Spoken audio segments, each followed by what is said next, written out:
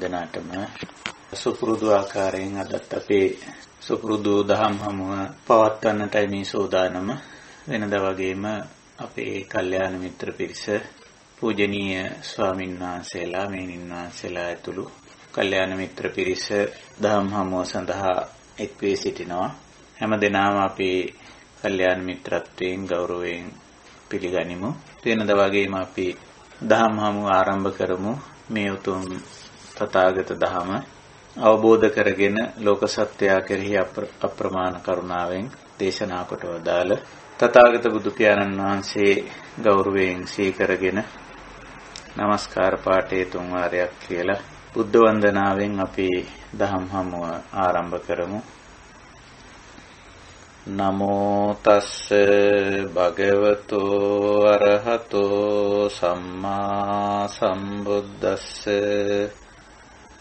නමෝ තස්ස භගවතෝ අරහතෝ සම්මා සම්බුද්දස්ස නමෝ තස්ස භගවතෝ අරහතෝ සම්මා සම්බුද්දස්ස සාදු සාදු සාදු. තිරුවන් සරණයි. අවසරයි කල්යාණ මිත්‍ර හැමදෙනාගෙන්ම අදත් අපි අපේ සුපුරුදු දහම් හමුව මේ පවත්වන්නේ. අද විවාහාර වර්ෂයෙන් 2021 වර්ෂයේ ජනවාරි මාසයේ 5 වෙනි අඟහරුවාදා, ඒ වගේම උදෑසන 5:30 ශ්‍රී ලංකා වේලාවෙන් සහ ශ්‍රී ලංකාවේ කැලෙන්ඩරේ. අපි දහම් හමුවට එකතු වෙන්නේ අන්තර්ජාලය ඔස්සේ ස්කයිප් මාධ්‍යයෙන්. තිවෙනද වගේ මේ විදිහටයි අපි අපේ දහම් හමුව අදත් පවත්වන්නේ. අපි මේ වෙන විට ධර්ම සාකච්ඡාව සඳහා මාතෘකාවක්, තේමා පාඨයක් ඉදිරියෙන් තියාගෙන තියෙනවා. ඒ තමයි අනිශ්චිත විහරණය කියන මාතෘකාව. මෙය මහා සතිපට්ඨාන දේශනාවේ මූලික වශයෙන් ඇතුළත් වෙන්නේ. අනිශ්චිතෝච විහෙරති නච කිංචි ලෝකේ උපාදීති කියලා. අනිශ්චිත බව, අනුපාදාන බව, අතම්මයතා වගේ වචන අපිට හමු වුණා මේ හා සම්බන්ධ. මීට සමාන පරයාය පද. මේන් අදහස් කරන්නේ අනිශ්චිත විහරණය යන්නෙන් අදහස් කරන්නේ කොමක්ද කියලා දැන් අපි දන්නවා. පසින්දුරන්ට සහ මනසට ගෝචර වන යමක් වේද, අන්නෙහි නොඇලී නොගැටී නොමුලාව තණ්හා මාන දිට්ඨි වශයෙන් ඇලෙන්නේ ගැටෙන්නේ මුලා වෙන්නේ නැතුව ඒවා සමග කටයුතු කිරීම. විහෙරති කිව්වම එතන තියෙන්නේ ඒ පසින්දුරන්ට සහ මනසට ගෝචර වන දේවල් වලින් පලා යෑමක්, ඉවත් වීමක්, මගහැරීමකට වඩා ඒවා සමග ජීවත් වීමක්. විහෙරති කියලා කියන්නේ ඍජුවම මේ ජීවිතය පවත්වාගෙන යෑම අදහස් කරන්නේ විහෙරති යන්නේ. නමුත් අනිශ්චිතෝ විහෙරති. එතකොට මේවයි නොඇලී නොගැටී නොමුලාව ජීවත් වීමයි මේන් අදහස් කරන්නේ. අනිත් පැත්තට නච කිංචි ලෝකේ උපාදීයති කියන්නේ ඒකමයි. ලෝකේ කියලා කිව්වේ මේ ටික තමයි. ඇස කන නාසය දිවකය මන. ඒ කියන්නේ පසින්දුරන් සහ මනස. අනිත් පැත්තෙන් ඒවට ගෝචර වෙන යමක් තියෙනවා නම් රූප, ශබ්ද, ගන්ධ, රස, පොට්ටබ්බ ධම්ම කියලා අපි පාලි භාෂාවෙන් ඒව හඳුන්වනවා. නැත්නම් අපි සිංහලෙන් කියනවා පේන දේ, ඇහෙන දේ, දැනෙන දේ, වැටහෙන දේ වශයෙන්. ඇහැට ගෝචර වෙන දේ අපි පේන දේ කියලා කියනවා. කනට ගෝචර වෙන දේ ඇහෙන දේ කියලා කියනවා. නැත්නම් රූපය, ශබ්දය කියලා කියනවා. නාසයට, දිවට, කයට ගෝචර වෙන දේ දැනෙන දේ කියලා අපි කියනවා. එහෙම නැත්නම් ගන්ධ, රස, ස්පර්ශ කියලා කියනවා. මනසට ගෝචර වෙන දේ ධම්ම කියනවා.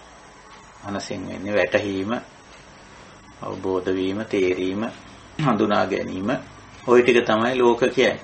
아무තු දෙයක් නෑ ලෝක කියන්නේ. ඔච්චරයි අපේ දහමට අනුව. තිව්වට සංකල්ප, අර්ථකතන, වටිනාකම් අපිට දෙන්න පුළුවන්. ඇහැට පේන දේ සංකල්පීකරණය කරන්න පුළුවන්. ඒකට අර්ථකතන සපයන්න පුළුවන්. විවිධ වටිනාකම් ආරෝපණය කරන්න පුළුවන්. එතකොට නම් ඔය ඇහැට පේන දේ තරම් සරල වෙන එකක් නැහැ. බොහෝම සංකීර්ණ බවට පත් වෙනවා. තවත් අපිට අවිද්‍යාවෙන් තව දේවල් එකතු කරන්නත් පුළුවන්. ඇහැට පේන දෙයට තණ්හා මාන දිට්ඨි වශයෙන්. එතකොට ඊටත් වැඩි සංකීර්ණ බවටපත් වෙලා ඒක කෙලෙස් දුක් ප්‍රපංච බවටත් පරිවර්තනය කරගන්න පුළුවන් ඕන. අසුතව පුදුජන මට්ටමේදී ඒ ටික වෙනවා. කනට ඇහෙන දේ, නාසයට, දිවට, කයට දැනෙන දේ, මනසට ගෝචර වෙන දේ, ඒවටත් ඒ විදිහටම අර්ථකථන සපයන්න පුළුවන්. ඒ වගේම ඒවට යම් යම් වටිනාකම් ආරෝපණය කරන්න පුළුවන්. එහෙම තියෙනවා. එතකොට තමයි මේවා අර සංකීර්ණ වෙන්නේ, බරපතල වෙන්නේ. ඊළඟට ඒව පිළිබඳව හරි වැටහීමක් නැත්තම් ඒව පිළිබඳව කෙලෙස් ඇති කරගන්න පුළුවන්. එතකොට බොහොම සංකීර්ණ වෙලා තියෙන, බරපතල වෙලා තියෙන මේ ලෝකයේ මේ තරම් සංකීර්ණ වෙලා තියෙන්නේ, බරපතල වෙලා තියෙන්නේ අන්න ඒ හේතුව නිසා. නැත්තම් ගැඹුරින් බැලුවොත් මේ පසිඳුරන්ට සහ මනසට ගෝචර වෙන දේ බොහොම සරලයි. නමුත් මිනිස්යාගේ අවිද්‍යාව නිසා, තණ්හාව නිසා මේවා බොහොම සංකීර්ණ බවට පරිවර්තනය කරගෙන තියෙනවා.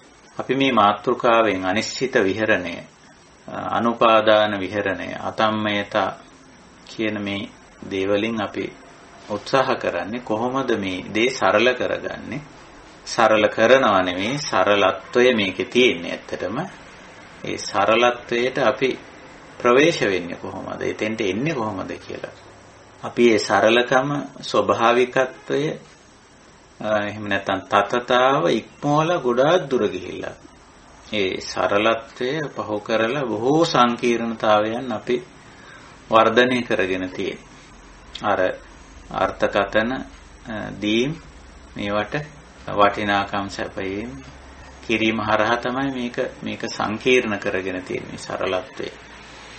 බුදුරජාන් වහන්සේ කරන්නේ සංකීර්ණ භාවය, සංකීර්ණ භාවය ඒ සරලත්වයේ තුලට, ස්වභාවිකත්වයේ තුලට නැවත රැගෙන ඒම. ඒකෙන් තමයි මේ ප්‍රශ්නය, ගැටලුව විසඳෙන්නේ.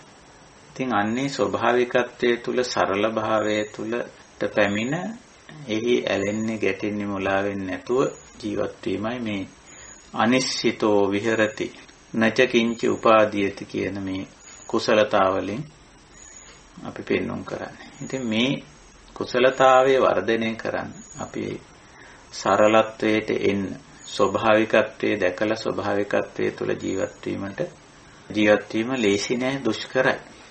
මොකද අපි පුංචි කාලේ ඉඳලා, කුඩා වයසේ ඉඳලා අපේ මව්පියෝ, ගුරුවරු, අපේ ජීවන පරිසරය, වටපිටාව විසින් අපිව තල්ලු කරලා තියෙන්නේ මේ සංකීර්ණත්වය. ඉතින් අධ්‍යාපනය, සංස්කෘතිය, මේ වගේ බොහෝ කාරණා විසින් මේ සරලත්වය අතහැරලා බරපතල සංකීර්ණතාවයක් තුල ජීවත් වෙන්නේ, ඒක අගය කරන්න, ඒක එවැනි අර්ථකථනයක් දෙන්නේ, වට වටිනාකම් දෙන්න පුරුදු කරලා තියෙනවා. දැන් අපිට සරලත්වයේ පිළිබඳව හිතන්න හරි අමාරු වෙලා තියෙනවා. ඒක නිකන් පසුගාමී තත්වයක් හැටියට සලකන මට්ටම දක්වා ඒකේ අන්ධකරණය වෙලා තියෙනවා. මේ සංකීර්ණත්වය කියලා කියන්නේ බොහෝම ඉහළ තත්වයක්, බොහොම දියුණු තත්වයක්. සරල භාවයට, ස්වභාවිකත්වයට, තතතාවට පැමිණීම පසුගාමීත්වයක් හැටියට පේන්නේ. ඒ තරම් මේ මෝහය, මේ අවිද්‍යාව වර්තමාන ලෝක ප්‍රජාව තුළ වර්ධනය වෙලා තියෙනවා. ඉතින් ඒක ආපස්සට යන බවක්, නැත්තම් ඒ සරලත්වයට, ස්වභාවිකත්වයට යන බවක් අපිට පේන්නේ නැහැ. නමුත් අපිට පේනවා මේ සමහර ලෝකයේ වර්තමාන සිද්ධි හරහා නම් ලෝකයේ නැවත මානවයාට උගන්වමින් යනවා ස්වභාවිකත්වයට, සරලත්වයට යන්න කියලා. කොරෝනා වුණත් මට පේන්නේ උගන්වගෙන යන පාඩම ඒකයි කියලා. නමුත් ඒ පාඩම ඉගෙන ගන්න බව අපිට පේන්නේ ලෝක ප්‍රජාව. ඒ තමන්ගේ සංකීර්ණත්වය, අර බහුවිධ මානී තත්වයන් වර්ධනය කරගත්ත දේවල් තුලම ජීවත් වීමට නැවත අරැඳීමක්, ප්‍රයත්න කිරීමක් තමයි අපිට පේන්න තියෙන්නේ. ඉතින් ඒක නිසා ඒ තුල ප්‍රශ්නය විසඳෙන්නේ නැහැ, දුක්ඛ විසඳෙන්නේ නැහැ. නිසා මේ අනිශ්චිත විහරණයට, අතම්මයතාවයට, තතතාවයට පැමිණෙන්න වෙනවා අපිට නැවත මේ සරලත්වයට. ඉතින් බුදුවරු බුදුවරු පෙන්වන්නේ බුදුවරු රහතුන් පෙන්වන්නේ මෙන්න මේ ස්වභාවිකත්වයේ මේ සරල බව, මේ අතම්මයතාව, මේ අනිශ්චිත විහරණය, මේ අනුපාදාන తත්වය තමයි පෙන්වන්නේ.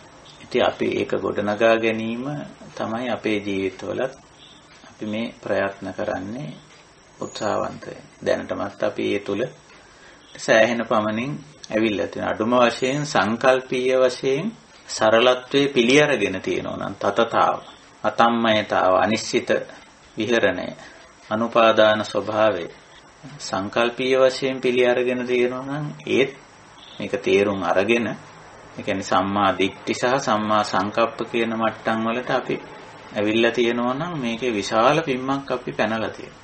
විශාල දියුණුවක් ලැබලා තියෙනවා. ඉතින් එතනින් පස්සේ තියෙන්නේ වාචා කම්මන්ත ආජීවතුන්ට මේ සරලභාවයේ ස්වභාවිකත්වයේ ඇතුල් කර ගැනීම.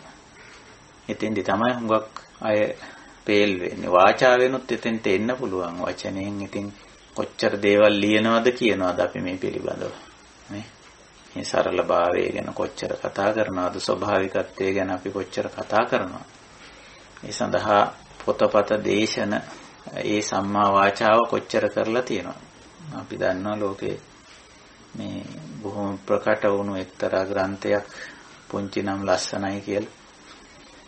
ඒකෙන් උත්සාහ කරේ තාර්කිකව මේ ස්වභාවිකත්වයේ සරලත්වයට මේක ගේන්න. නමුත් ක්‍රියාවෙන් වාචා ආජීව කම්මන්ත දෙකේදී අපි සෑහෙන අසමර්ථ වෙලා තියෙනවා. ඉතින් ඒකට හේතුව හැබැයි බුදුදහමේ පෙන්නනවා.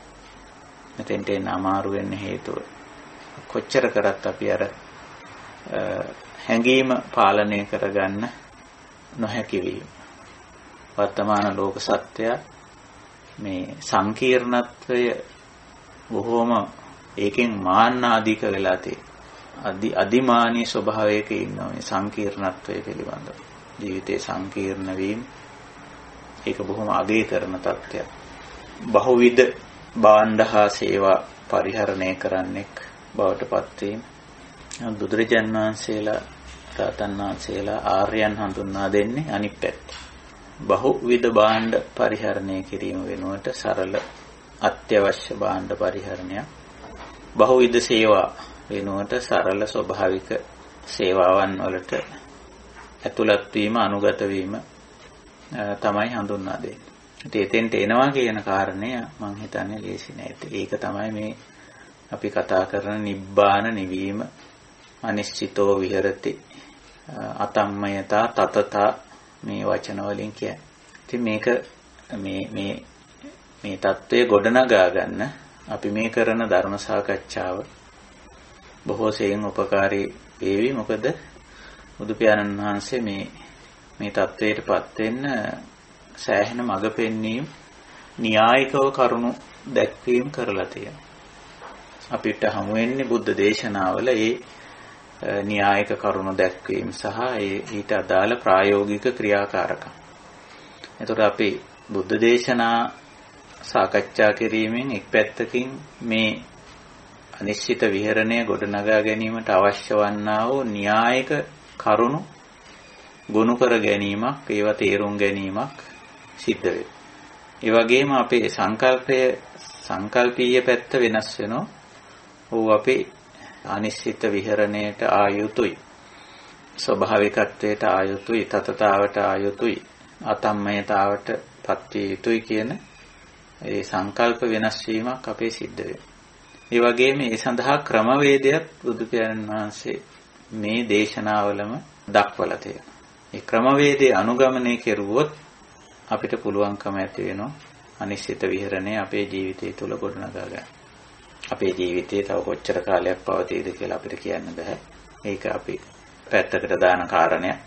ඒ වගේම මේ අපේ පසින්දුරන්ට සහ මනසට ගෝචර වෙන දේ, කොයි විදිහේ දේවල්, මොන ආකාරයේ දේවල් දකින්න, අහන්න, විඳින්න, වටහා ගන්න සිදු වේද ඉදිරියට, ඒකත් අපිට කියන්න බෑ. ඒකත් අපි පැත්තකට දාන කාරණයක්.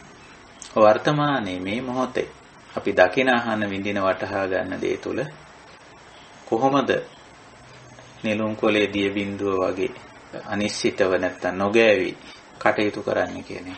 ඒක තමයි අපිට වැදගත් වෙන්නේ. ඉතින් ඒ දේ ගොඩනගා ගන්න තමයි අපි මෙවැනි බුද්ධ දේශනා සාකච්ඡාවට වාජනය කරන්නේ. දැන් අපි සූත්‍ර තමයි ඉදිරිපත් කරගෙන තියෙන්නේ. සූත්‍ර සාකච්ඡා මාලාවක් විදිහට දැන් අපේ මේ සාකච්ඡා මාලාව ඉදිරියට යන්නේ. එතකොට අපි මේ වන විට ඉදිරිපත් කරගත්ත සූත්‍රයක් තියෙනවා හැමෝම දන්නවා. සූත්‍ර පිටකයේ මජ්ක්‍ධිම නිකායේ උපරිපන්නාසකේ විභංග වර්ගයේ ඇතුළත් දේශනාව 10 වෙනි දේශනාව අපි ධාතු විභංග සූත්‍රය කියලා හඳුන්වනවා. අපි ධාතු විභංග සූත්‍රයේ සෑහෙන දුරක් සාකච්ඡා කළා. එහි පසුබිම් කතාව කිසියම් පුක්කුසාති කියන බුදුරජාණන් වහන්සේ උදෙසා පැවිදු පුද්ගලයෙක් බුදුරජාණන් වහන්සේට හම්බෙන් මුණ ගැහුණා. මේ රාත්‍රී නවාතැන් පොලකදී තේතෙන්දී බුදුරජාණන් වහන්සේ තේරුම් ගත්ත මේ තමන් මුණ ගැහෙන්න යන්න තමන් උදෙසා පැවිදිලා තමන් මුණ ගැහෙන්න යන ගමනේ අතරමඟදී තමයි මේ තැනැත්ත මුණ ගැහුනේ කියලා. උන්වහන්සේ මුණ ගැහෙන්න යන්නේ කොහොමටත් මේ ධර්මය දැන අවබෝධ කර ගැනීම සඳහා. ඒ නිසා උන්වහන්සේ පුක්කුසාතේ භික්ෂුවට කුම්භකාර ශාලාවේ තමයි මුණ ගැහුනේ. කුම්භකාර ශාලාවේදීම මේ දේශනාව ධර්ම කාරණා පැහැදිලි කරගෙන යනවා. ඉතින් ඒ ධර්ම කාරණා ටික තමයි සූත්‍රයේ අන්තර්ගත වෙලා තියෙන්නේ. එතන මූලික වශයෙන් ච ධාතු සාමාන්‍යයෙන් මනුෂ්‍ය පෞරුෂයක් පුද්ගල පෞරුෂය සයාකාරයකින් ඉදිරිපත් කරන ච ධාතු හැටියට ච ධාතු කියේ පඨවි ආපෝ වායෝ තේජෝ ආකාශ විඥාන වශයෙන් අපි ඒව සාකච්ඡා කළා. ඒ වගේම ඒ ච ධාතු ක්‍රියාත්මක වීමෙන් පඨවි ආපෝ වායෝ තේජෝ ආකාශ විඥාන කියලා පෞරුෂය කොටස් කරලා එන් කරලා පෙන්වුවාට ඒවා එකට ඇත්ත වශයෙන්ම පවතින එකට ක්‍රියාත්මක වෙන්නේ. ඒවා ක්‍රියාත්මක වීමෙන් අර කියපු අර බාහිර දේ නැත්තම් රූප ශබ්ද ගන්ධ රස පොට්ටබ්බ ධම්ම කියන දේ පුද්ගලයාට ගෝචර වෙනවා. ඒකෙන් තමයි ඊළඟට චපස්ස ආයතන දක්වන්නේ. එතකොට ඒ චපස්ස ආයතන චක්කු සම්පස්ස, සෝත සම්පස්ස, ගාන සම්පස්ස, ජීව සම්පස්ස, කාය සම්පස්ස, මනෝ සම්පස්ස කියලා හිත වැදීම, හිතට ඇතුල් වීම රූප ශබ්ද ගන්ධ රස පොට්ටබ්බ ධම්ම. ඉතින් මේ පස්සපච්චය වේදනා, ඒ වේදනා පිළිබඳ මෙතන සාකච්ඡාවක් නැති වුණාට ඒ සිත් වැදීමෙන් මේ අරමුණු විඳීමත් ඒ විඳීම හරහා සිතීමත් 16 ආකාරයකින් දක්වන අට්ඨාරස මනෝපවිචාර කියලා 18 ආකාරයක මනස ඒ පිළිබඳව ක්‍රියාත්මක වීම මනෝපවිචාර. එතකොට සමහර විට ඒක සුඛ වේදනීය සෝමනස්ස විදිහට මනස හැසිරෙනවා. ඔය දකින ආහන විඳිනවට ගන්න දේවල් සම්බන්ධයෙන් හිතනවා කියලා ගත්තම බොහොම සරලයි. මනෝ උපවිචාර කියන්නේ ඒ අරමුණ අනුව දිගින් දිගට හිතනවා. ඒකයි මනෝ උපවිචාරයේ ස්වභාවය. සැප වේදනාවක් වින්දනම් බොහෝ වෙලාවට ඒක සෝමනස්සටානියං රූපං උපවිචරති. ඒකයි ස්වභාවය. බොහොම සතුටින් ඒ ගැන තව තව හිතනවා. දුක්ඛ වේදනාවක් වින්දනම් ඒක දෝමනස්සටානියං රූපං උපවිචරති. රූප විතරක් නෙවෙයි ශබ්ද ගන්ධ රස පොට්ටබ්බ ධම්ම කියලා ඔය අරමුණු හයම අලලා සුඛයක් වින්දනම් සෝමනස්ස සාගත විදියට හිතනවා, දුක්ඛයක් වින්දනම් දෝමනස්ස සාගත විදියට හිතනවා. අදුක්ඛම සුඛ වේදනාවක් වින්දනම් උපේක්ඛාටානියන් ධම්මං උපවිචරති කියලා තරම් මධ්‍යස්ථ ස්වභාවයකින් ඒ පිළිබඳව හිතනවා. මෙතන උපේක්ඛාටානියන් කිව්වම අපි වරද්ද ගන්න හොඳ නැහැ. අපි කලින් සලායතන විභංග සූත්‍රයේදී පැහැදිලි කරගත්තා. උපේක්ෂාවේ තියෙනවා ගේහසිත සහ නෙක්ඛම්මසිත කියලා ප්‍රභේදයක්. මෙතන මේ අදුක්ඛම සුඛ වේදනාවත් එක්ක මනස හැසිරෙන උපේක්ඛාටානීය උපවිචාරය කියලා කියන්නේ අර ගේහසිත උපේක්ෂාව. ගේහසිත උපේක්ෂාව අපි කලින් පැහැදිලි කරගෙන තියෙනවා. කාම වස්තු සහ කාමී ක්‍රියා වලින් යුක්තයි. එතන නෙක්ඛම්මයට ගිහිලා නෙවෙයි. ඒ කාම වස්තු සහ කාමී ක්‍රියා අසුරු කරගෙන ඒවා පිළිබඳව බොහොම ගැඹුරු අවබෝධයකින් ඇති කරගත්ත උපේක්ෂාවක් නෙවෙයි. ඒ පිළිබඳව ඇති කරගත්ත යම් මධ්‍යස්ථ අදහසක්. ඒ විදිහට හිතනවා. ඉතින් ඔය ආකාරයෙන් අර පස්සපච්චය වේදනා යමක් හිතට ඇතුළු නම් පස්සේ විඳීමත් එක්ක මේ 18 ආකාරයකට මේවා හිතනවා. මේ පෙන්වන්නේ බුදුරජාණන් වහන්සේ මේ ස්වභාවිකත්වයේ ඇත්තටම මේවයි තියෙන්නේ මේ මනෝ උපවිචාර පස්ස ච ධාතු මේවා සම්පූර්ණ ස්වභාවික දේවල්. මේවයි කිසිම ආකාරයෙන් මේ ධර්මතා හැටියට ගන්නවා මිසක් පුද්ගල වශයෙන් සත්ව පුද්ගල වශයෙන් ගන්න කොහෙත්ම අවශ්‍ය නැහැ. එංච ධාතු කිව්වම පඨවි ආපෝ වායෝ තේජෝ ආකාශ විඥාන කවුරුවත් ගොනු කරලා නෙමෙයි. මේවා හේතුඵල ධර්මානුකූලව ගොනු වෙලා තියෙන්නේ. ඉතින් ගොනු වෙලා තියෙන අවස්ථාවත් පුද්ගලයෙක් හැටියට සලකනවට වැඩිය ධර්මතාවක් හැටියට සලකා ගැනීම වඩා උචිතයි. හේතුක ඵලයක් විදිහට. පස්ස ආයතන ගත්තත් ඒත් එහෙමයි කවුරුවත් කරනවා නෙවෙයි. ඒක ඊට අදාළ හේතු යෙදුනම තින්නම් සංගතියෙන් සිද්ධ වෙන දෙයක් පස්සෝ. වේදනාවත් වේදනා කියන්නේ වින්දනය කියන එක. වින්දනයත් පස්සපච්චය එකක් ධර්මතාවය. ඊළඟට වින්දනයත් එක්ක තමයි මේ මනෝපවිචාරය මේවා ගැන හිතන්න පටන් ගන්නෙ. ඒක ස්වභාවික දෙයක්. ඔය විදිහට. ඔය කාරණා අපි සාකච්ඡාවට ගත්තා. ඊට අමතරව තවත් සූත්‍රයේ තියෙනවා චතු අදිඨාන කියලා කොටසක්. පඤ්ඤාදිඨාන, සච්චාදිඨාන, ඡාගාදිඨාන, උපසමාදිඨාන කියලා. ඉතින් පඤ්ඤාදිඨාන කියන කොටස අපි ටිකක් සාකච්ඡා කළා. පඤ්ඤං නප්පමජ්ජේය සත්‍යමනුරක්ඛේය ඡාගමනු බ්‍රූහේ සම්තිමේව සෝසික්කේ යාති කියලා. ওই ටික තමයි එතෙන්දලා විස්තර කරගෙන ගියේ. ඒ විදිහට මේ සූත්‍රයේ කරුණු ඉදිරියට තෝරාගෙන ගිහිල්ලා මේ ධාතු වෙන වෙනම ධාතු 6 පැහැදිලි කරලා අන්තිමට විඥාන ධාතුව ටිකක් ගැඹුරින් විස්තර කරා. මොකද විඥාන ධාතුවේ තමයි අපිට ගොඩාක් දේවල් තේරුම් ගන්න තියෙන්නේ. පඨවි ආපෝ වායෝ තේජෝ ආකාශ කියන ධාතු පහ ඒ තරම් සංකීර්ණ නැහැ. ඒවා රූප ධර්ම. විඥාන ධාතුව අරූප ධර්මයක්. නැත්නම් නාම ධර්මයක්. එතකොට ඒක නිසා විඥාන ධාතුව ටිකක් වැඩිපුර විස්තර කරා. විඥාන ධාතුවෙන් තමයි මේ යමක් විඥානනය කරගන්නේ. වටහා ගන්න, අවබෝධ කරගන්න, තේරුම් ගන්න. ඒ වගේම විඳින්නේ. විඳීමත් ඒ තුලින්ම සිද්ධ වෙන දෙයක්. ඉතින් ওই විදිහට ඔය වේදනා පිළිබඳව එහෙම ගොඩක් දේවල් අපි සාකච්ඡා කරා. ඉතින් ඔහොම ගිහිල්ලා ඔය වේදනා පිළිබඳව විශේෂයෙන් වේදනා පිළිබඳව යථා ස්වභාවයෙන් දකින් පුරුදු කරගත්තා. යෝගියෙක් හැටියට බුදුරජාණන් වහන්සේ මෙතෙන්දී උගන්වන මේ හැම දෙයක්ම හේතුඵල ධර්මතා හැටියට දකින්. සුඛ වේදනාවත්, දුක්ඛ වේදනාවත්, අදුක්ඛම සුඛ වේදනාවත් කියන මේ දේවල්. ඉතින් ඒ විතරක් නෙවෙයි මේවා නේතම්මම නේසෝමස්මි නමයිසෝ අත්තා ආදී විදියට මේවා මම මගේ ආදී වශයෙන් ගන්න පුළුවන් දේවල් නොවන විදිහට පැහැදිලි කරගත්තා.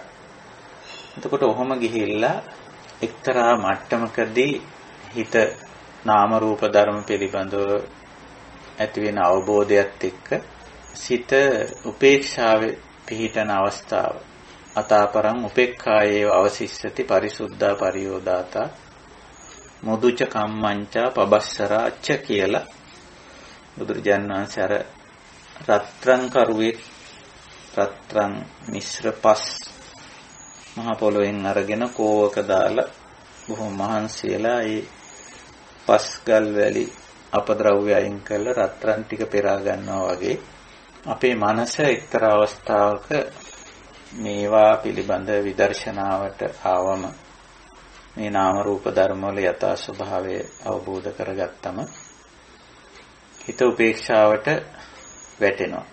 උපේක්ෂාවේ පිහිටනවා. මේවයි හැටි මෙහෙම තමයි මේවා අනිත්‍ය අනාත්ම වශයෙන් තේරුම් අරගෙන හිත උපේක්ෂාවේ පිහිටන.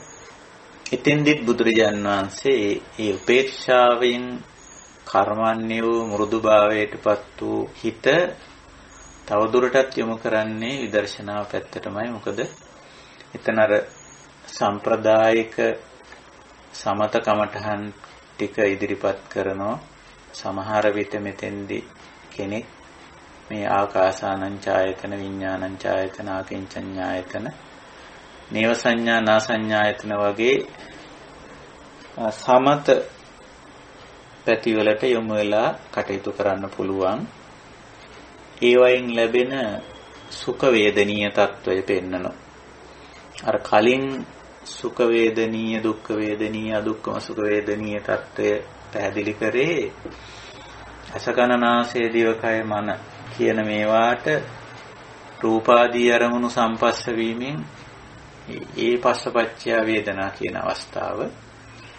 ඒක පැහැදිලිව අවබෝධ කරගෙන ඒක පහු කරගෙන ආපුවම හිත උපේක්ෂාවටපත් වෙලා ඊට පස්සේ නැඹුරු වෙනෝ අර මානසිකව විඳින සුවදායී මානසික තත්වයන්, නැත්නම් අපි ඒවට කියනවා සමත සමාධි තත්වයන් කියලා.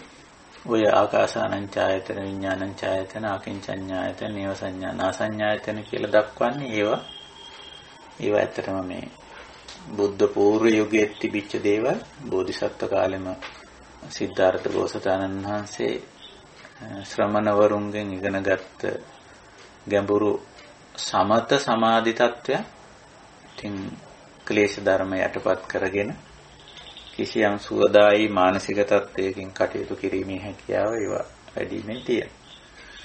ඉතින් ඒවාට ගිහිල්ලා බුදුරජාන් වහන්සේ පෙන්නනවා යම් කෙනෙක් ඒවට ගියත් ඒත් විදර්ශනා පැත්තට යා යුතුයි කියලා. සංකත මේතං ආකාසානං ඡායතනං උපසංහරය තදනු ධම්මංච චිත්තං භාවේය සංකත මේතං.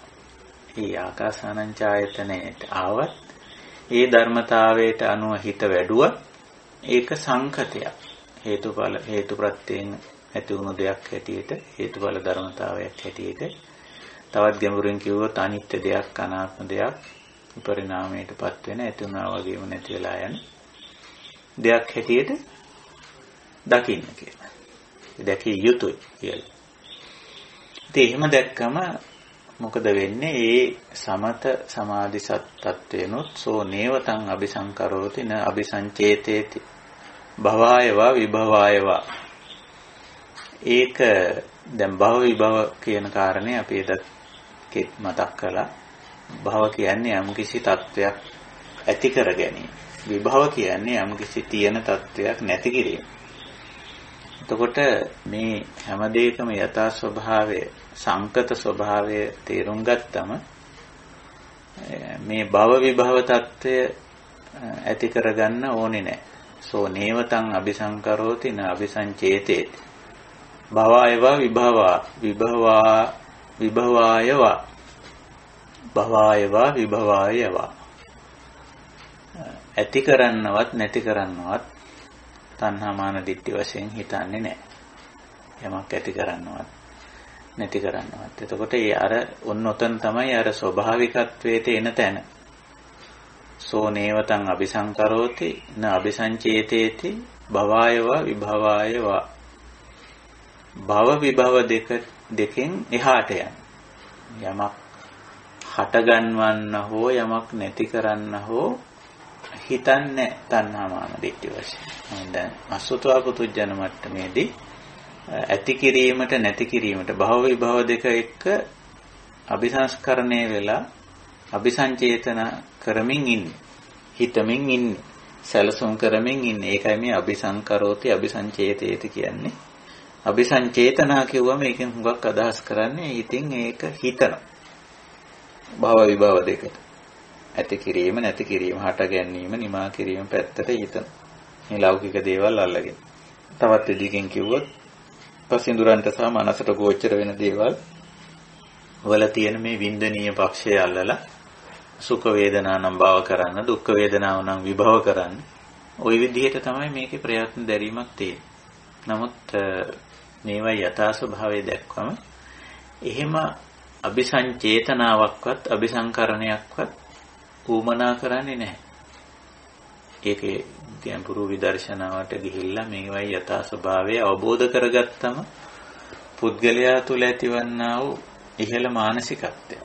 එතකොට අන්න එතෙන්දී අර අපේ පාඩේ හමු වෙනවා අනබිසංකරොන්තෝ අනබිසංචේතයන්තෝ භවායවා විභවායවා නකින්චි ලෝකේ උපාදීයති.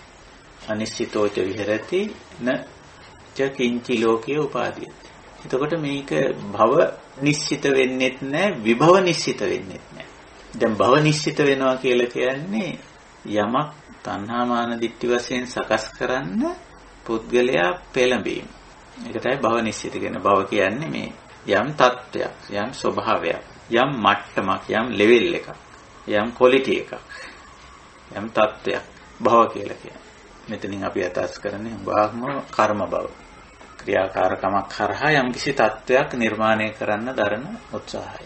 එතකොට ලෝකයේ බලපුවාම භව නිශ්චිත වෙලා ඉන්නේ හුඟක් වෙලාවට. තරෝම ප්‍රයත්නයක ඉන්නෝ මේ යම් කිසි දෙයක් අලුතෙන් අලුත් තත්ත්වයක් මතු කරලා ගන්න.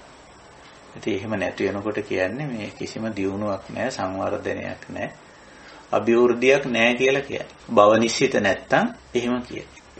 කෝ නව නිර්මාණ, කෝ අලුත් දේවල්, කෝ අලුතෙන් නිර්මාණය කරන දේවල් කියලා මේ අලුත් තත්ත්වයන්, වෙනස් තත්ත්වයන් භව මතු කරන්න දරන ප්‍රයත්නයක් තියෙන. ඒක තමයි තියෙන්නේ. ඒක තමයි නිතර අபிසංචේතේති අபிසංකරෝ භවය. එහෙම නැත්නම් විභවය අபிසංකරෝති විභවය අபிසංචේතේ. ඒකට නිශ්චිත වෙන. විභව නිශ්චිත වෙන. ඒකට තමයි. ඒ කියන්නේ සමහර තත්ත්වයන් සම්පූර්ණ තමන් වෙනස් කරලා තමන්ට අවශ්‍ය තත්ත්වේ පාලනය කර තමන්ට අවශ්‍ය තත්ත්වේ පවත්වාගෙන යන්න ප්‍රයත්න කිරීම. විභව කියන වචනයට සාමාන්‍යයෙන් විනාශ කිරීම කියන අර්ථය දීලා තියෙනවා. නමුත් යම් වෙනසක් කිරීම, වෙනස් කිරීම, නැති කිරීම හරහා එතනත් එන්නේ එක්තරා ආත්ම සංඥාවෙන් ඇති වෙන ඒසෝ මේ අත්තා ඒසෝ හමස්මි කියන වගේ තත්ත්වයක්. කියන්නේ යම් කිසි දෙයක් විනාශ කරනවා කියන එක ඇතුලේ තියෙන්නේ ඒ පුද්ගලයාට අවශ්‍ය කරන විදිහට ඒක පවත්වා ගැනීමට දරන උත්සාහයක් එතනක් තියෙනවා. ඒතනත් ඒක නිශ්චිත වෙලා තියෙනවා. විභව නිශ්චිත වෙලා තියෙනවා. එහෙම නැත්නම් භව නිශ්චිත වෙලා තියෙනවා. යම් තත්ත්වයක් පවත්වාගෙන යාමට තණ්හා මාන දිට්ඨි වශයෙන් දරන ප්‍රයත්නය භව නිශ්චිත. යම් තත්ත්වයක් නැති කිරීම, විනාශ කිරීමට, ඉවත් කිරීමට, අයින් කිරීමට, බැහැර කිරීමට තණ්හා මාන දිට්ඨි වශයෙන් එළඹ පෙළඹ සිටින ගතිය විභව නිශ්චිත. එතකොට මේ ඉහත සාකච්ඡාවේ අපි කතා කරගෙන ආපු දේවල් ගැඹුරින් අවබෝධ කරගත්ත කෙනා සෝ අනබිසංකරොන්තෝ අනබිසංචේතයන්තෝ භවායවා විභවායවා භව විභව දෙකේ අபிසංකරණේ අபிසංචේතනා කරන්නේ නැහැ. නකින්චි ලෝකේ උපාදීයති. මෙතනත් ලෝකේ කිව්වේ අර පසින්දුරන්ට සහ මනසට ගෝචර වෙන දේ. නකින්චි උපාදීයති. කිසිම ආකාරයෙන් උපාදාන කිරීමක් කරන්නේ නැහැ. එතකොට මේ తত্ত্বය න්‍යායිකව වගේ පැහැදිලි කිරීමක් මේ දේශනාවල අපිට හමු වෙයි. දැන් අපි අපේ ජීවිතය තුළින් මේ தත්ත්වය අපි ගොඩනගා ගත යුතුයි. අනිශ්චිත විහරණය පවත්වා ගත යුතුයි. මෙතෙන්දී මේ භව විභව දෙක ගැන මම තව ඩිංගක් කතා කරන්න කැමතියි. යම් යම් தත්ත්වයන් ඇති කර ගැනීම සහ පවතින தත්ත්වයන් නැති කර ගැනීම කියන දෙක තමයි මේ භව කියන සහ විභව කියන දෙකෙන් අදහස් කරන්නේ. ඉතින් මේවට අටුවාවල දීලා තියෙන අර්ථකථන, ත්‍රිපිටක පරිවර්තනවල දීලා තියෙන අර්ථකථන, නොඑක් විදිහ අර්ථකථන තියෙනවා. අපි ඒක පොඩ්ඩක් කොහොම තියමු. ඒව වුණනම් කියවා ගන්නත් අපිට බැරි කමක් නැහැ. එතකොට මිනිස්යාට අවශ්‍ය වෙනවා යම් යම් නව තත්ත්වයන් නිර්මාණය කරගන්න. සමහර විට ඒක විවිධ සරල මට්ටමේ ඉඳලා සංකීර්ණ තත්ත්වයේ දක්වා විහිදිලා යන්න පුළුවන්. මේ භව තෘෂ්ණාව කියලා අපි ඒකට කියන භව තණ්හා. භව තණ්හාවෙන් තමයි භව නිශ්චිත වෙන්නේ. භවයේ අபிසංකරණය අபிසංචේතනය කරන්නේ. ඒ ගැන දැඩිව තදින් හිතනවා, තදින් සැලසුම් කරනවා. වචනෙන් ක්‍රියාවෙන් ඒක සකස් කරනවා. අபிසංකරෝති කියනකොට එතන කිරීම ස්වභාවයක් පෙන්වනවා. අபிසංචේතේති කිව්වම චේතනාකරණයක් වෙනවා. හිතනවා කරනවා. මේ වචන දෙක යොදලා තියෙන්නේ විශේෂ අර්ථයකින්. අபிසංචේතේති කිව්වම එතන මානසිකව මානසින් සැලසුම් කිරීම. අபிසංකරෝති කිව්වම එක්තරා ප්‍රමාණයකට සංස්කරණයක් සකස් කිරීමක් වාචසිකව කායිකව කරන වෙනසක් අපේක්ෂා කරනවා.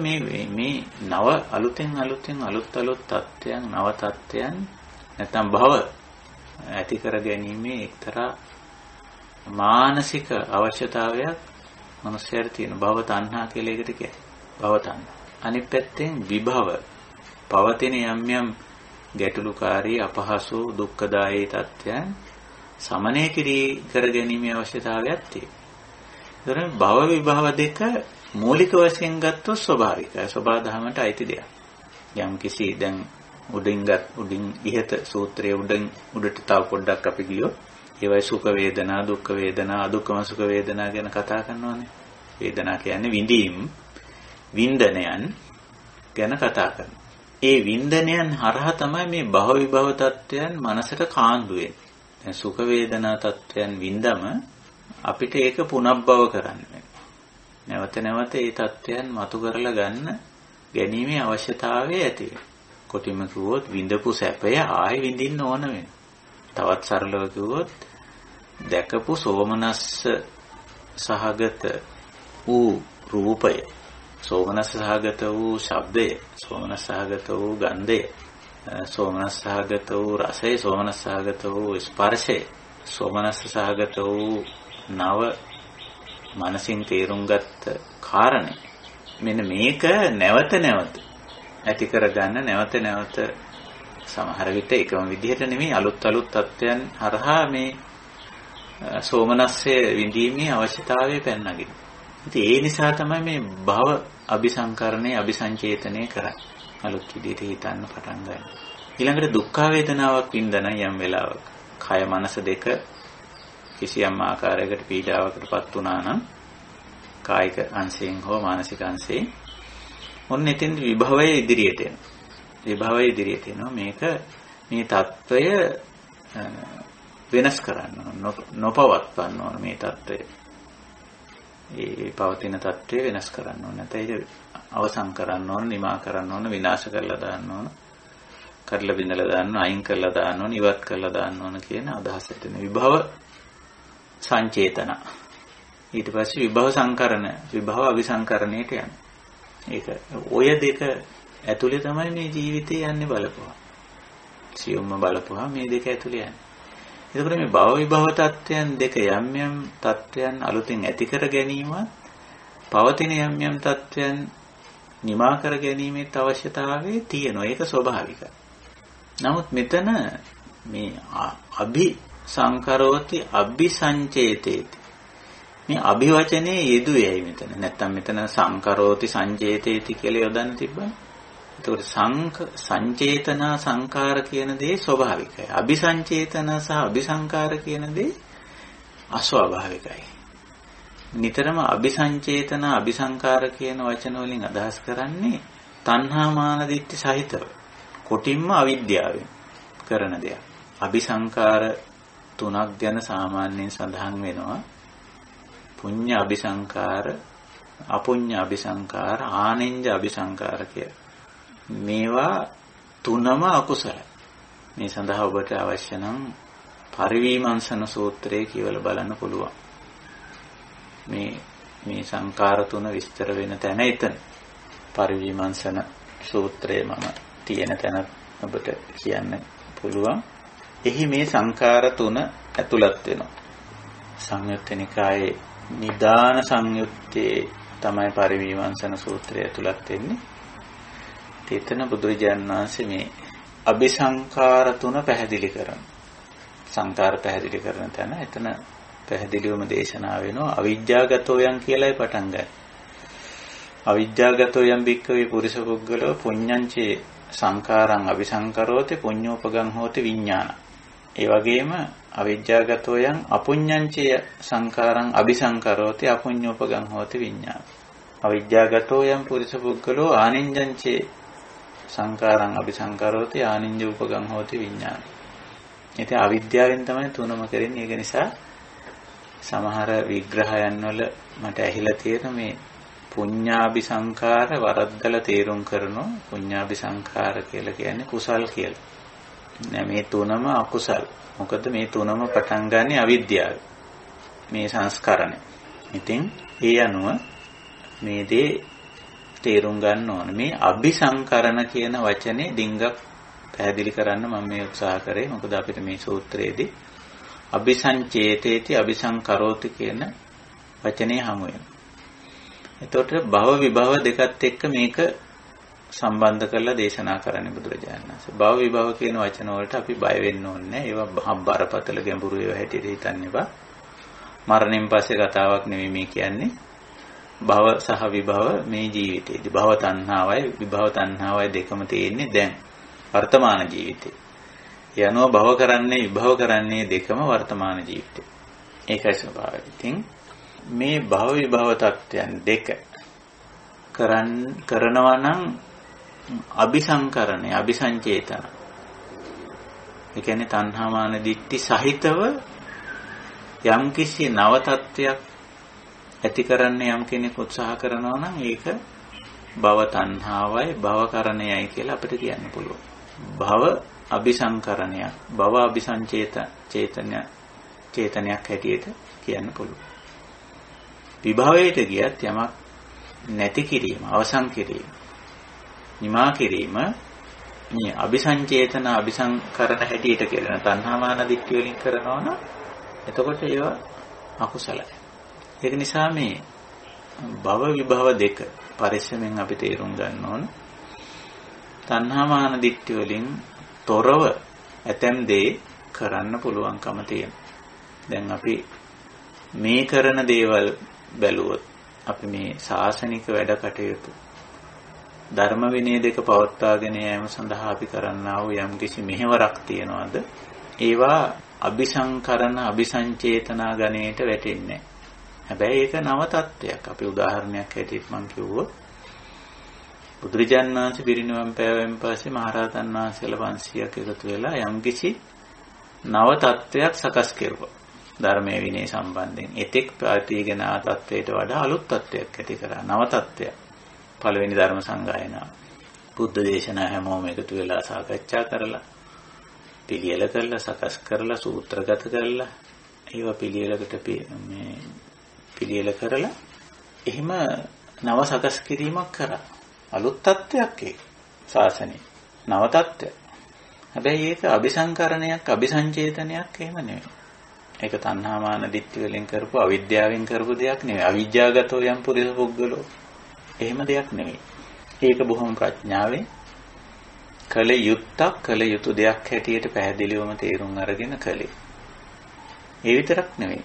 ඒ කරන පුද්ගලයෝ ඒ කරපු ඇත්තෝ පෞද්ගලිකව තමන් ප්‍රසිද්ධියටපත් වෙන්න ගෞරවයක් ලබා ගන්න කීර්තියක් ඇති කරගන්න තමන්ගේ තත්ත්වය ඉහළ දමා ගන්න මොන්ගෙන් ප්‍රශංසාවක් ගන්න තනතුරක් තාන්නයක් මාන්නයක් ගන්න කරපු වැඩක් නෙවෙයි.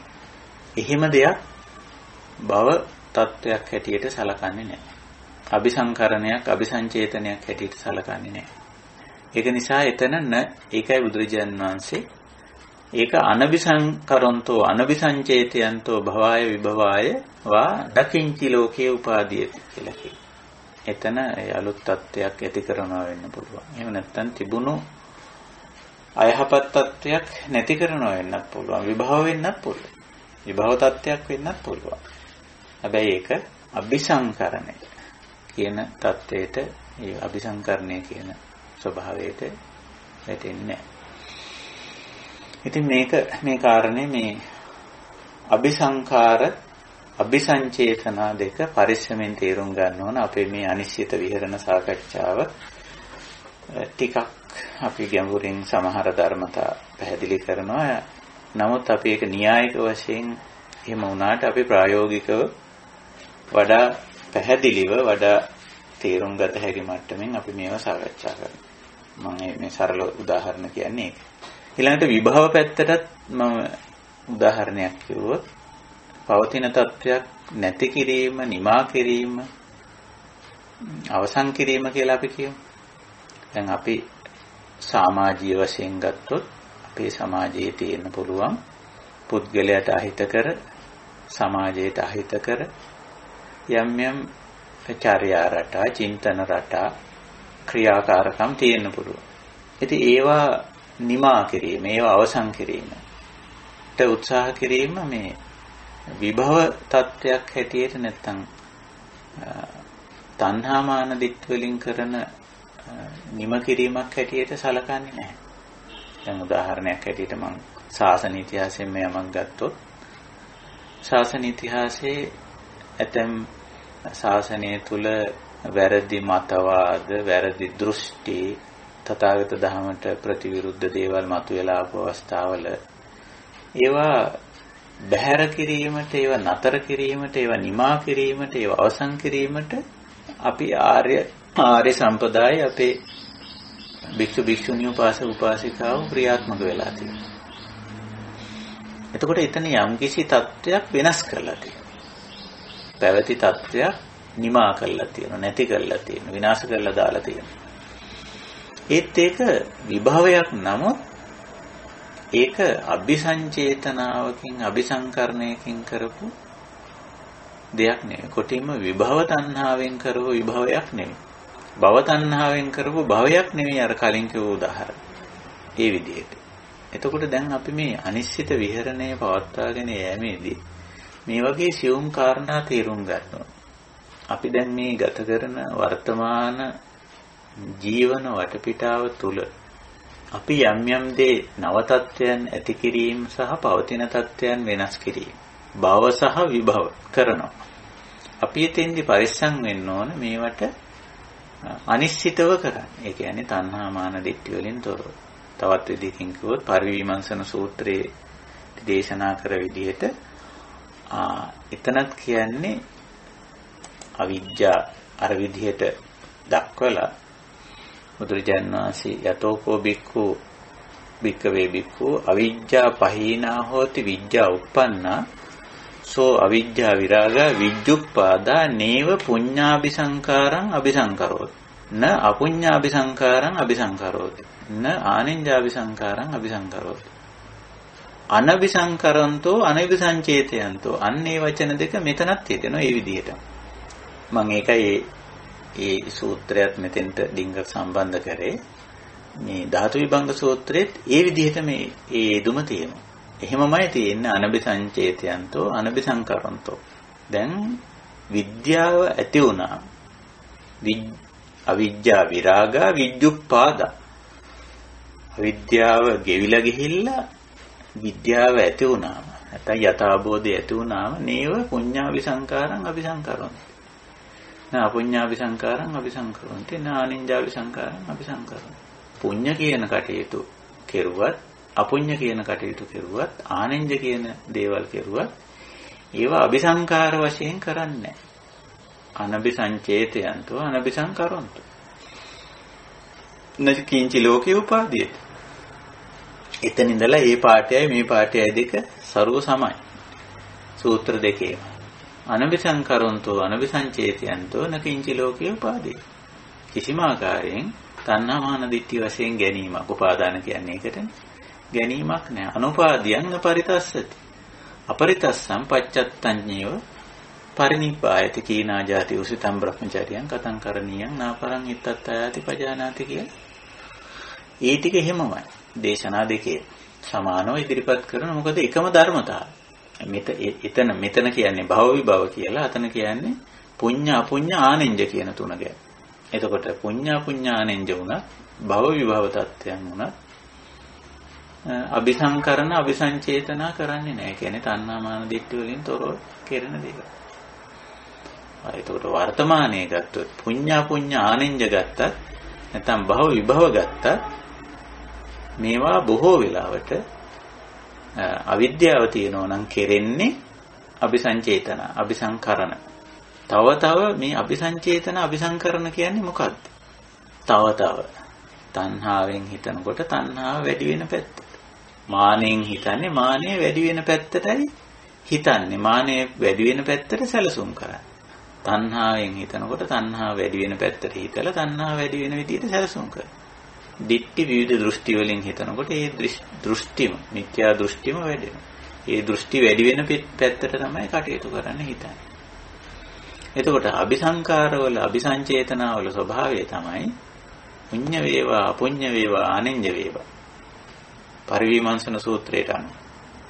එහෙම නැත්නම් මේ විභංග දේශනාවට ධාතු විභංග දේශනාවට අනුව භව හෝ විභව වේවා කරන්නේ තව අකුසල් වැඩෙන විදිය. ඒ මොකද අවිජ්ජාගතෝ යම් පුරිස පුද්ගලෝ. එහෙම නැත්නම් මෙතනත් කිව්වේ ඒකයි මෙතෙන්දී බුදුරජාණන් වහන්සේ. ඒව සංකත මේතං ති. ඒව සංකත හැටියට නොදැක්කොත් දැන් මෙතන මේ සූත්‍රයේදී උඩින් කියන්නේ ආකාසානං ඡායතන විඥානං ඡායතන ආකින්චඤ්ඤායතන නේව සංඥානා සංඥායතන අයිති වෙන්නේ පරිවිමර්ශන සූත්‍රය අනුව කිව්වොත් ආනෙන්ජවලට. ඔය සමත සමාධි තත්ත්වයන් අයිති වෙන්නේ ආනෙන්ජවලට. ඉතින් ආනෙන්ජයත් අபிසංචේතන අபிසංකරණය කෙරුවොත් ඉතින් ඒක අකුසලයක් බවට පත් වෙනවා. ආනෙන්ජාභි සංකාරයක් බවට පත් වෙනවා. ඒකයි මේ අනபிසංකරන්තෝ අනபிසංචේතයන්තෝ කියලා. ඊට උඩින් තියෙන නැත්නම් ඊට ඉස්සරහින් තියෙන දෙයකට අවධානය යොමු කරොත් ඊට ඉස්සරහින් තියෙන වේදනානේ. ඒ කියන්නේ ලෞකික වින්දනය, සුඛ දුක්ඛ දුක්ඛම සුඛ වින්දනය. ඒවා අල්ලගෙන කරත් තණ්හාමාන දිට්ඨි වශයෙන් හිතලා ඒවා වැඩි කරගන්න, වර්ධනය කරගන්න ගියත් ඒත් වෙන්නේ අபிසංකරණය. අபிසංචේතනා තමයි. ඉතින් එහෙම යනකොට උපාදාන තමයි වෙන්නේ. අනුපාදාන නෙවෙයි උපාදාන. අනිශ්චිත නෙවෙයි නිශ්චිත වෙන්නේ. එතකොට අපි දන්න මේකේ ප්‍රතිවිරුද්ධ ස්වභාවයට අපිව තල්ලු වෙලා යනවා. තණ්හාමාන දිට්ඨි වලින් යමක් ගැන හිතලා යමක් තණ්හාමාන දිට්ඨි වලින් හිතලා යමක් කරනවා නම් භව යම් තත්වයක් නිර්මාණය කරනවා නම් එහෙම නැත්නම් විභව පවතින තත්වයක් අවසන් කරනවා නැත්නම් විනාශ කරලා දානවා ඉවත් කරලා දානවා නම් තණ්හාමාන දිට්ඨි වල දෙකම අபிසංකරණය අபிසංචේතන. එතකොට වෙන්නේ අනුපාදාන නෙවෙයි උපාදාන. අපරිතස්සනා නෙවෙයි පරිතස්සනා වෙන්නේ. නිබ්බාන නෙවෙයි වෙන්නේ. එතෙන්දී පරිනිබ්බාන වෙන්නේ නැහැ. අනිබ්බාන සංවත්තනික වෙන්නේ. ඒකයි ස්වභාවය. නමුත් මෙතෙන්දී බුදුරජාණන් වහන්සේ පැහැදිලි කරනවා යම් කෙනෙක් සෝ අනபிසංකරන්තෝ අනபிසංචේතයන්තෝ භවයවා විභවයවා යම් කිසි පැවැත්මක් හෝ නොපැවැත්මක් පිළිබඳව අபிසංකරණය අபிසංචේතනා කරන්නේ නැත්නම් නකින්චි ලෝකේ උපාදීය. අන්න උපාදාන වලින් තොර වෙනවා. අනුපාදාන කියලා එකට හඳුන්වනවා. අනුපාදියං න පරිතස්සති. පරිතස්සනාවක් නැහැ. පිළිබඳ තැතිගැන්මක් බයක් එහෙම එකක් නැහැ. අපරිතස්සම් පච්චත්තඤ්ඤේව පරිනිබ්බාය. මේ ජීවිතේදීම මේ දැන පච්චත්තං කියන්නේ ප්‍රත්‍යක්ෂ කියන අදහස. තමන් දැනුවත්ව තමන් තුළ නිවීමක් සැනසීමක් තියෙනවා. භව වුණත් විභව වුණත්, පුඤ්ඤ වුණත් අපුඤ්ඤ වුණත් ආනෙන්ජ වුණත්. ඒ මොකද ඒ එකකටවත් තණ්හාමාන දිට්ඨි වශයෙන් ඇලිලා නැහැ, ගැටිලා නැහැ, මුලා වෙලා නැහැ. පුඤ්ඤ කරත්, අපුඤ්ඤ කරත්, ආනෙන්ජ කරත් ඒවා අවිද්‍යාවෙන් තොරව යන්නේ. භව කරත් විභව කරත් අවිද්‍යාවෙන් තොරව යන්නේ. තණ්හාවෙන් තොරව යන්නේ. මානෙන්, දික්තියෙන් තොරව යන්නේ. එතකොට ඒවා අபிසංස්කරණය වෙන්නේ නැහැ.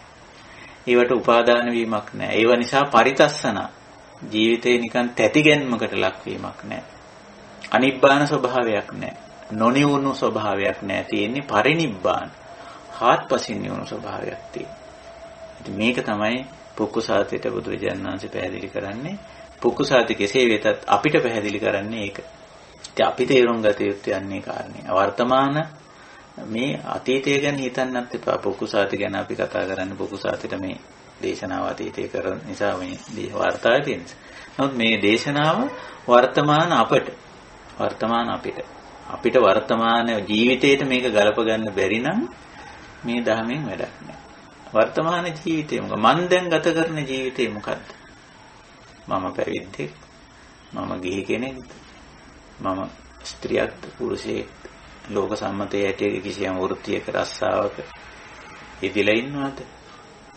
යම් කිසි යුතුයකම් වගකීම් පද්ධතියකට සම්බන්ධ වී සිටිනවද? එවැනි දෙයකින් වෙලිලා පැටලිලා ඉන්නවද? ඒ හරහා කළ යුතු දේවල් තිබෙනවද? බැහැර කළ යුතු දේවල් තිබෙනවද? පවත්වාගත යුතු තත්ත්වයන් තිබෙනවද? නොපවත්වාගත යුතු තත්ත්වයන් තිබෙනවද? භව විභව අන්න ඒවා. ඒවට අදාළව සෝ අනබිසංකරන්තෝ අනබිසංචේතයන්. අපි අபிසංචේතනා නොකරන්න, අபிසංකරණ නොකරන්න වග බලා ගන්න. මොකද අபிසංචේතනා කිව්වේ තණ්හා මාන දිට්ඨි වලින් හිතන ගති. අபிසංකරණය කියලා කිව්වේ ඒවා තණ්හා මාන දිට්ඨි වලින් කරන ගති. හිතනකොට කරනකොට තණ්හා මාන දිට්ඨි වලින් තොරව ගන්න. එතකොට ඔතන සංකීර්ණ වෙන්නේ නැහැ. අසංකින්න පුබ්බා නසංකීයන්ති නසංකීස්සන්ති ආදී වශයෙන් හරි වංශදේශනාවේදී බුදු පියාණන් වහන්සේ මේ කාරණේ පැහැදිලි කරා. එතෙන්දී පැහැදිලි කරන්නේ සිව්පසය සම්බන්ධ කරගෙන. හරිම ලස්සනයි මේ දේශනාව. සිව්පසය කියන්නේ මොකද්ද? මේ අපේ ජීවිතයට අවශ්‍ය මූලික අවශ්‍යතා 4. ආහාර, නිවාස, ඇඳුම්, ඊළඟට ඔය බෙහෙත් උපකරණ ආදී භාණ්ඩ හා සේවා. ඊළානපච්ච වේසජ්ජ පරික්කාරකයන්. 4 වෙනි එකේ තියෙනවා. ඒතර මූලික අවශ්‍යතා 4 පදනම් කරගෙන බුදුරජාණන් වහන්සේ පෙන්නනවා. මේක අபிසංකරණයේ අபிසංචේතනාව කෙරුවොත් සංකීර්ණ වෙනවා. හැබැයි අනபிසංකරණය කරොත් ඒක නසංකීයන්ති නසංකීයසං සංකීර්ණ වෙන්නේ බොහොම සරල වෙනවා. මේකත් එක්ක අනිශ්චිතව ඉන්න ඕලුවා. වර්තමාන ජීවිතේ අපි කරන කියන දේවල් ඒක ඇතුළට තමයි මේ ධහම අපි ඔබ ගන්න. ධහම ඔබ ගන්න. ඒකයි ස්වභාවය. ඉතින් අන්නෙතන පච්චත්තං ඒව පරිනිබ්බායති. ප්‍රත්‍යක්ෂ වශයෙන්ම නිවුණු සනසුණු ජීවිතයකට අපිට එන්න පුළුවන්. එතෙන්ට එන්න පුළුවන්. එතෙන්ට එන්නේ රස්සාවෙන් අයින් වෙලා එහෙම නෙමෙයි. එහෙම නැතුව ඔක්කොම දමලා ගහලා ඇවිල්ලා මහාන වෙලානේ. යුතුයකම් වගකීම් ටික ඔක්කොම පැත්තකට දාලා නෙමෙයි. ඒකෙන් පලා ගිහිල්ලා නෙමෙයි. එහෙම ගියාට වැඩක් නැහැ. මේක අවබෝධයෙන් මේ කලමනාකරණය අපි කලින් සාකච්ඡාවේදී අපි වචනයක් පාවිච්චි කරගත්ත කලමනාකරණය. කල යුත්ත මනා ලෙස කිරිය. ආර්ය ශ්‍රාංගික මාර්ගය කියන්නේ කලමනාකරණය. දිට්ඨි අපිට අවශ්‍යයි. හැබැයි සම්මා දිට්ඨි. නේ? අපිට දැක්මක් අවශ්‍යයි. ඒක මනා දැක්මකට එන. සංකප්ප සිතුම් පැතුම් රටා අවශ්‍යයි. සම්මා සංකප්ප යහපත් සිතුම් පැතුම් රටාවකට පැමිණෙන. වාචා කම්මන්තාජී වචනේ අවශ්‍යයි. මනා ලෙස කතා කිරීම සම්මා වාචා. කම්මන්ත කායික ක්‍රියාකාරක අවශ්‍යයි. සම්මා කම්මන්ත මනා ලෙස කායික ක්‍රියාකාරකම් කිරීම. ආජීව දීපෑත්මක් අවශ්‍යයි. ජොබ් එකක්, ජීවනෝපායක්. සම්මා ආජීව. මේ දේවල් මනා ලෙස කිරීම. විරිය මොකද්ද විරිය? විරිය තුල මනා විරිය, නොමනා විරියයි මනා විරියයි දෙකක් තියෙනවා. මනා විරිය සම්මා වායාම. මේ නූපන් අකුසලයේ දුරු කරන්න, උපන් අකුසලයේ නූපදවන්න. ඊට කුසල පැත්තෙන් ගත්තොත් නූපන් කුසලයේ උපදවන්න, උපන් කුසලයේ රකින්න. අන්න මනා කලමනා කරණය. කල යුත්ත මනා ලෙස කිරීම. ඉතින් ඔතෙන්දී අන්න ඒක තමයි අනබිසංකරන්තෝ අනබිසංචේතයන්තෝ කියලා කියන්නේ. ඒකයි. එතනත් කිරීමක් සිටීමක් තියෙනවා. අபிසංකරෝති අபிසංචේතේ කියන තැන කිරීමක් සහ සිටීමක් තියෙනවා. හැබැයි වෙනස්. අතන අවිද්‍යාවගතෝ යම් පුරිස පුද්ගලෝ අபிසංකරෝති අபிසංචේතේ. මෙතන අවිද්‍යා විරාග විජ්ජුප්පාදා නේව අபிසංකරෝති න අபிසංචේතේ. පුඤ්ඤා පුඤ්ඤානින්ජ වේවා භව විභව වේවා ඕනම දෙයක් සම්බන්ධ. එතකොට අනුපාදියම් නච කිංච උපාදිය. කිසිම දෙයකට අපි බැඳිලා නැහැ. තණ්හාමාන දිට්ඨි වශයෙන්. පරිතස්සනාවක් නැහැ. අපිට තැති ගැනීමක් නැහැ. නිවිල සැනසීලා ඉන්නේ අපි. වැඩ කරනවා. යුතුයකම් කරනවා, වගකීම් දරනවා. ගිහියත්තු ගත්තොත් ඉතින් පවුල් නඩත්තු කරනවා වෙන්නත් පුළුවන්. කාමපුරුෂ භාර්යාව ඇති. දරුවෝ ඇති, රස්සාවල් කරනවා ඇති, ජොබ් කරනවා ඇති, ව්‍යාපාර කරනවා ඇති. ඉතින් මොකද? ඒක ඇතුළට මේ දහම කාන්දු කරන්න පුළුවන්ද? පුළුවන්. ඒවා ඇතුලේ භව ඇති, විභව ඇති, පුඤ්ඤ ඇති, අපුඤ්ඤ ඇති, ආනින්ජ ඇති. එහෙනම් ඉතින් අපිට පුළුවන් අනபிසංචේතයන්තෝ අනபிසංකරන්තෝ. ඕක තමයි පරිනිබ්බාන. පච්චත්තං ඒව පරිනිබ්බායති. මේ වෙන්න පුළුවන් මේ ජීවිතේදී. සැනසෙන්න පුළුවන්. නිර්වාණයටපත් වෙන්න පුළුවන්. හිතන්න එපා මේවා ඔක්කොම දමලා ගහලා පැත්තකට ගිහලා. අයින් කරලා ගිහිල්ලා මහාන වෙලා. මහාන උනත් වැඩක් නැහැ. මම අර කලින් කිව්වා. කලින් සාකච්ඡාවකදී දුවගෙන ඇවිල්ලා මහාන වෙනවා සමහර අය. දඟලලා. උනාට මේ න්‍යාය ධර්මයේ බුදුරජාණන් වහන්සේගේ දහම හරියට තේරුම් අරගෙන නැහැ. මොකද්ද කරන්න තියෙන්නේ මේ? මහාන වෙලා ඉඳගෙන හරි ගිහිව ඉඳගෙන හරි දහමේ කරන්න තියෙන එකම දෙයක්. ඉතින් ඒක කරගන්න නැතුව අතනින් මෙතෙන්ට පයින්නවා. ගිහිව ඉන්නේ නැත්තෝ මහානකමට පයින්නවා. මහානකමේ ඉන්නේ නැත්තෝ අනිත් පැත්තට පයින්නවා. මේ මහානකමත් එක කරන්න නැති නිසානේ ආපහු ගිහි පැත්තට පයින්නේ. කොච්චර පැනලා තියනවද මේ? වර්තමානයේ එක වැඩි. සමහර විට මේ ගිහි ජීවිතේට නොගිය ගිහි ජීවිතයක් ගත කරන ඉතින් මහානකමේ ඉඳගෙන. පැවිදි වෙලා. ඇයි?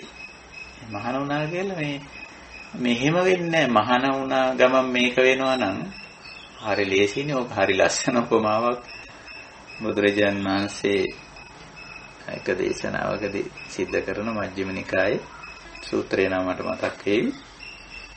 එතෙන්ද කියනවා මේ සිවුරක් පෙරෙව්වම යම් කිසි කෙනෙකුගේ මේ ක්ලේශ ධර්ම ටික අහක් වෙනවා නම් ඉවත් වෙනවා නම් අපි හැමෝම කරන්න ඕන උපදිනකොටම ඔක්කොමලට සිවුරු පොරවන්නේ මහාන කරන්නේ කියලා. නෑ. ඒකෙන් මේකට උත්තරේ හම්බෙන්නේ නෑ. ඒ කියන්නේ මහාන වුණා කියලා උත්තරේ ලැබෙනවයි කියලා හිතුවොත් ඒත් වැරදි. ගිහිව ඉඳගෙන උත්තරේ නොලැබෙනවයි කියලා හිතුවොත් ඒත් වැරදි. එතන නෙමෙයි උත්තරේ තියෙන්නේ. මෙතන උත්තරේ තියෙන්නේ. මේ බුදු පියාණන් වහන්සේ තේරුම් කරන දේ අපි තේරුම් ගන්න. මේ භව tattweyan මේ විභව tattweyan අபிසංකරණේ නොකර අபிසංචේතනේ නොකර මේ පුණ්‍ය මේ අපුණ්‍ය මේ ආනෙන්ජ tattweyan අபிසංචේතන අபிසංකරණේ නොකර අපිට පුළුවන් මේ tattwe තුල පවතින. අන්න ඒකට අනිශ්චිත විහරණය කියන්නේ. ඒකට අනුපාදාන කියන්නේ. ඒකටයි අපරිතස්සනා කියන්නේ. ඒකටයි පරිනිබ්බාන කියන්නේ. ඒකටයි අතම්මයතා කියලා කියන්නේ. ඒකයිටයි තතතා කියලා කියන්නේ. ওই වචන වලට දැන් අපි බය වෙන්න ඕනේ. වටුවාවලදී තමයි මහා බර වචන මහා සංකීර්ණ වචන බාටපත් කරලා තියෙන්නේ. සංකීර්ණ වෙන්නේ නිවන් මඟ අහුරලා තියෙන ඒවායි.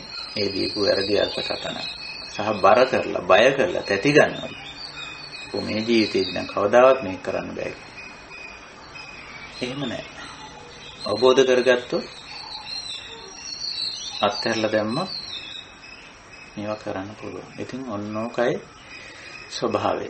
පරිනිබ්බායති පච්චත්තං ඒව ඊළඟට කියන කීනා ජාති උසිතම් බ්‍රහ්මචර්යයන් කතං කරණියං නාපරං ඉත්තත්තායති පජානාති. කීනා ජාති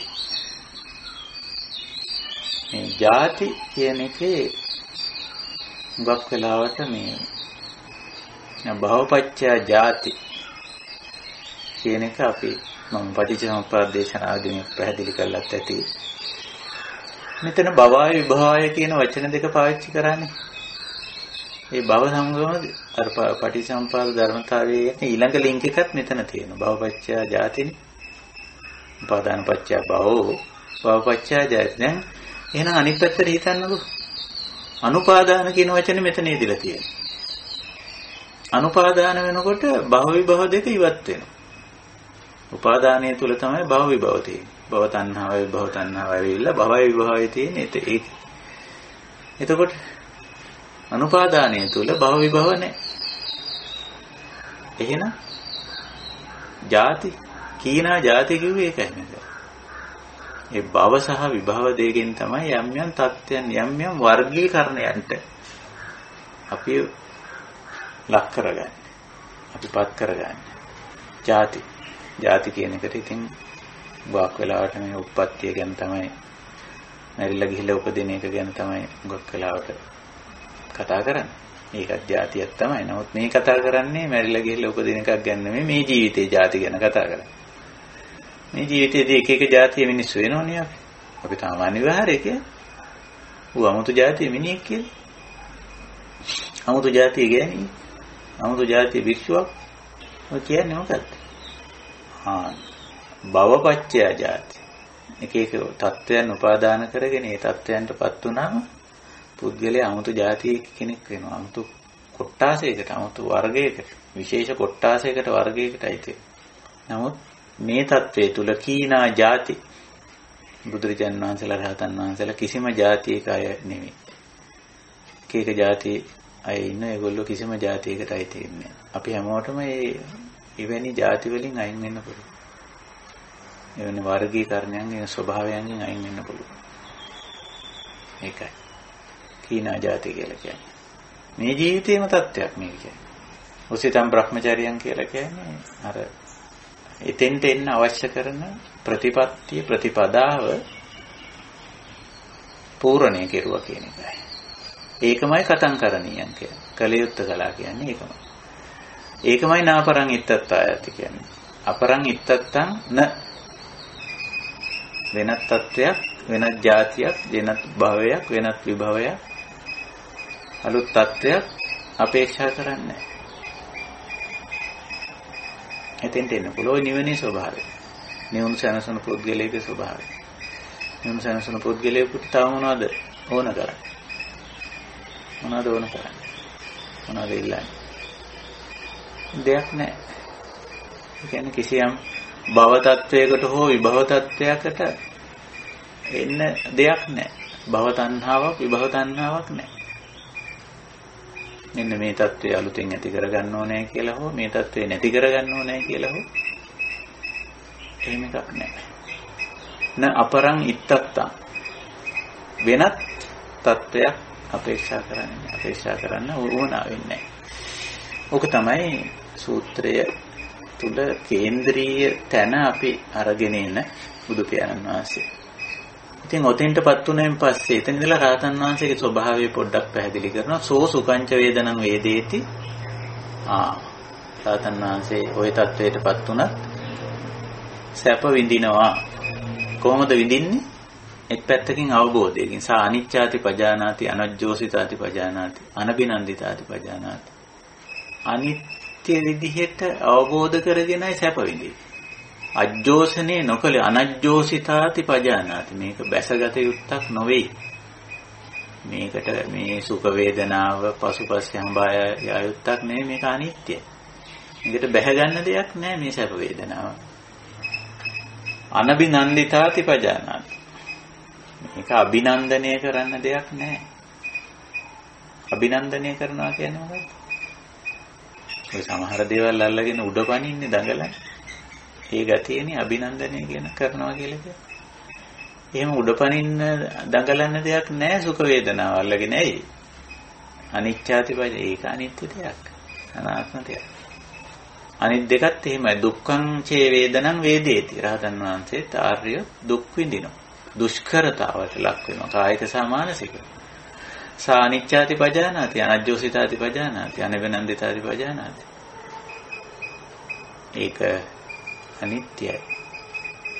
විඳින දුක්ඛය, දුෂ්කරතාවය. ඒකට බැහැ ගන්න ඕනේ නැහැ. අනේ අම්මේ මම දුක් විඳිනවා මෙහෙමයි කියලා දුකට බැහැ ගන්න ඕනේ නැහැ. සැපට බැහැගත්තෙත් නැහැ. අභිනන්දනය කරන්න දෙයක් නැහැ. දුක් වේදනාව සහ අභිනන්දනය ටිකක් කෙනෙකුට හිතා ගන්න අමාරු වෙන්නේ. දුක්ඛං වේදනං වේදේති, අනිච්චාති පජානාති, අනජ්ජෝසිතාති පජානාති, අනබිනන්දිතාති පජානාති. මොකද දුක් වේදනාව අභිනන්දනය කරනවා. මම කියන්නේ අභිනන්දනය කියන එකට මම අර්ථකථනය කරේ උඩ වයින්නවා දඟලනවා කියන එක නේ කල්ලයි. නෑ ඔය දුක් වේදනාවෙත් අල්ලගෙන උඩ වයින්නවා දඟලනවානේ. මේ සමහර විට අපි තරම් දුක් විඳින අය වෙන ලෝකේ නෑනේ. මේ විදිහට ඒකත් අල්ලගෙන අභිනන්දනය. අභිනන්දනය කරන්න දෙයක් නෑ. අදුක්ඛම සුඛංචේ වේදනං වේදේති සා අනිච්ඡාති පජානාති අනජ්ජෝසිතාති පජානාති අනවේනන්දිතාති පජානාති. නොදුක් නොසුව වින්දනයක් විඳිනවද? ඒ කියන්නේ ලොකු පිනවීමක්වත් පිළීමක්වත් නැති මධ්‍යස්ථ මට්ටමේ වින්දනයක් වින්දත් ඒත් එහෙමයි. පජානාති මනවින් තේරුම් ගන්න මේක අනිත්‍යයි, මේක බැසගත යුත්තක් නොවේයි, අභිනන්දනය කළ යුත්තක් නොවේ කියලා. එහෙම ඉඳන් කොහොමද සැප විඳින්නේ? ඔන්න අනිශ්චිත විහරණය කියන නැවත. සෝ සුඛංච වේදනං වේදේති විසංයුත්තෝ නං වේදේති. අන්න අනිශ්චිත කියන වචනේට පර්යාය තවත් වචනයක් ආවා. විසංයුත්තෝ. සංයුත්ත කියන වචනේ ප්‍රතිවිරුද්ධ වචනය විසංයුත්ත කියන්නේ. විසංයුත්තෝ නම් වේදේ. මොකද විසංයුත්ත කියන්නේ? සංයුත්ත විසංයුත්ත. සංයුත්ත කියන්නේ තණ්හා මාන දිට්ඨි වලින් බැඳීමට, නිශ්චිත භාවයට සංයුත්ත කියන්නේ. විසංයුත්ත කියන්නේ තණ්හා මාන දිට්ඨි වලින් තොර බව. කොහොමද සැප විඳින්නේ? සෝ සුඛං වේදනං වේදේති විසංයුත්තෝ නම් වේදේ. සැප විඳිනවා නම් විසංයුත්ත. දුක්ඛං චේ වේදනං වේදේති දුකක් විඳිනවා නම් විසංයුත්තෝ නම් වේදේති. ඒක විඳින්නේ විසංයුත්තව අනිශ්චිතව. අදුක්ඛම සුඛං චේ වේදනං වේදේති විසංයුත්තෝ නම් වේදේති. මධ්‍යස්ථ වින්දනයක් විඳිනවා නම් ඒත් ඉතින් අනිශ්චිතයි විසංයුත්තයි. ඒකයි ස්වභාවය. සෝ කාය පරියන්තිකං වේදනං වේදේමානෝ කාය පරියන්තිකං වේදනං වේදියාමිති පජානෝ. එහෙම විඳින වේදනාව කාය පරියන්තිකං. කාය සීමා කරගෙන පවතිනවා නම් පරියන්ත කියන්නේ සීමාවට කියන එක. කාය සීමා කරගෙන පවතින එකක් නම් ඒ බව දන්නවා. දැන් මේක කායේ සීමාවේ තියෙන්නේ. මේක හිතට ගන්න සංයුක්ත වෙන්න නිශ්චිත වෙන්න ඕනේ නැහැ කියන එක මේ කියන්නේ. කාය පරියන්තික කියන එකේ හරි ගැඹුරු අර්ථයක් තියෙනවා. ඒ කියන්නේ අපේ කයින් කාය මේ වේදනාව දෙපැත්තකින් විඳිනවනේ. මානසින් සහ කයින් කියලා. කාය සංපස්සජා සහ මනෝ සංපස්සජා කියලා. එතකොට මේ කාය පරියන්තිකයක අපි කාය පරියන්තික කියලා දැනගන්න මේක ශරීරයේ සීමාවේ ඇතුලේ තියෙන්නේ.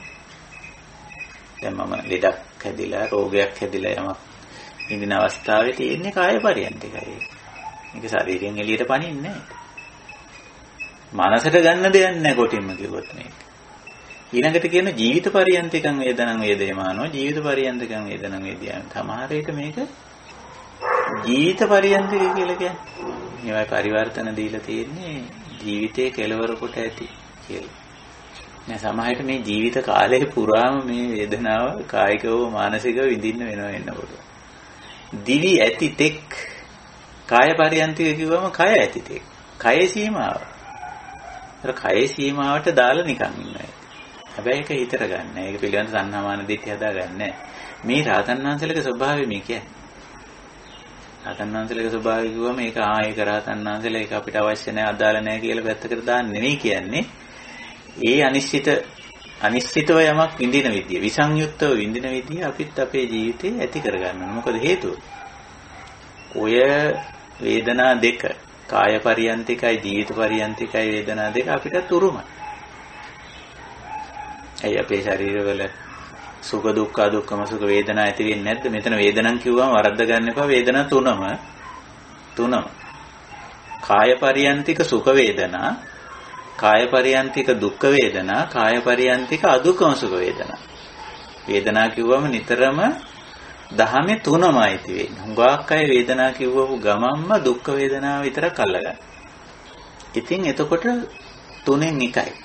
විතරක් නෙවෙයි ඒ තේරුම් ගැනීම මහ විකෘතියක්. වේදනා කිව්ව ගමන් දුක්ඛ වේදනාව විතරක් අල්ලගත්තම ඒක මහ විකෘතියක්. ඒක මේ ධර්මයේ තේරුම් ගැනීමක් විතරක් නෙවෙයි.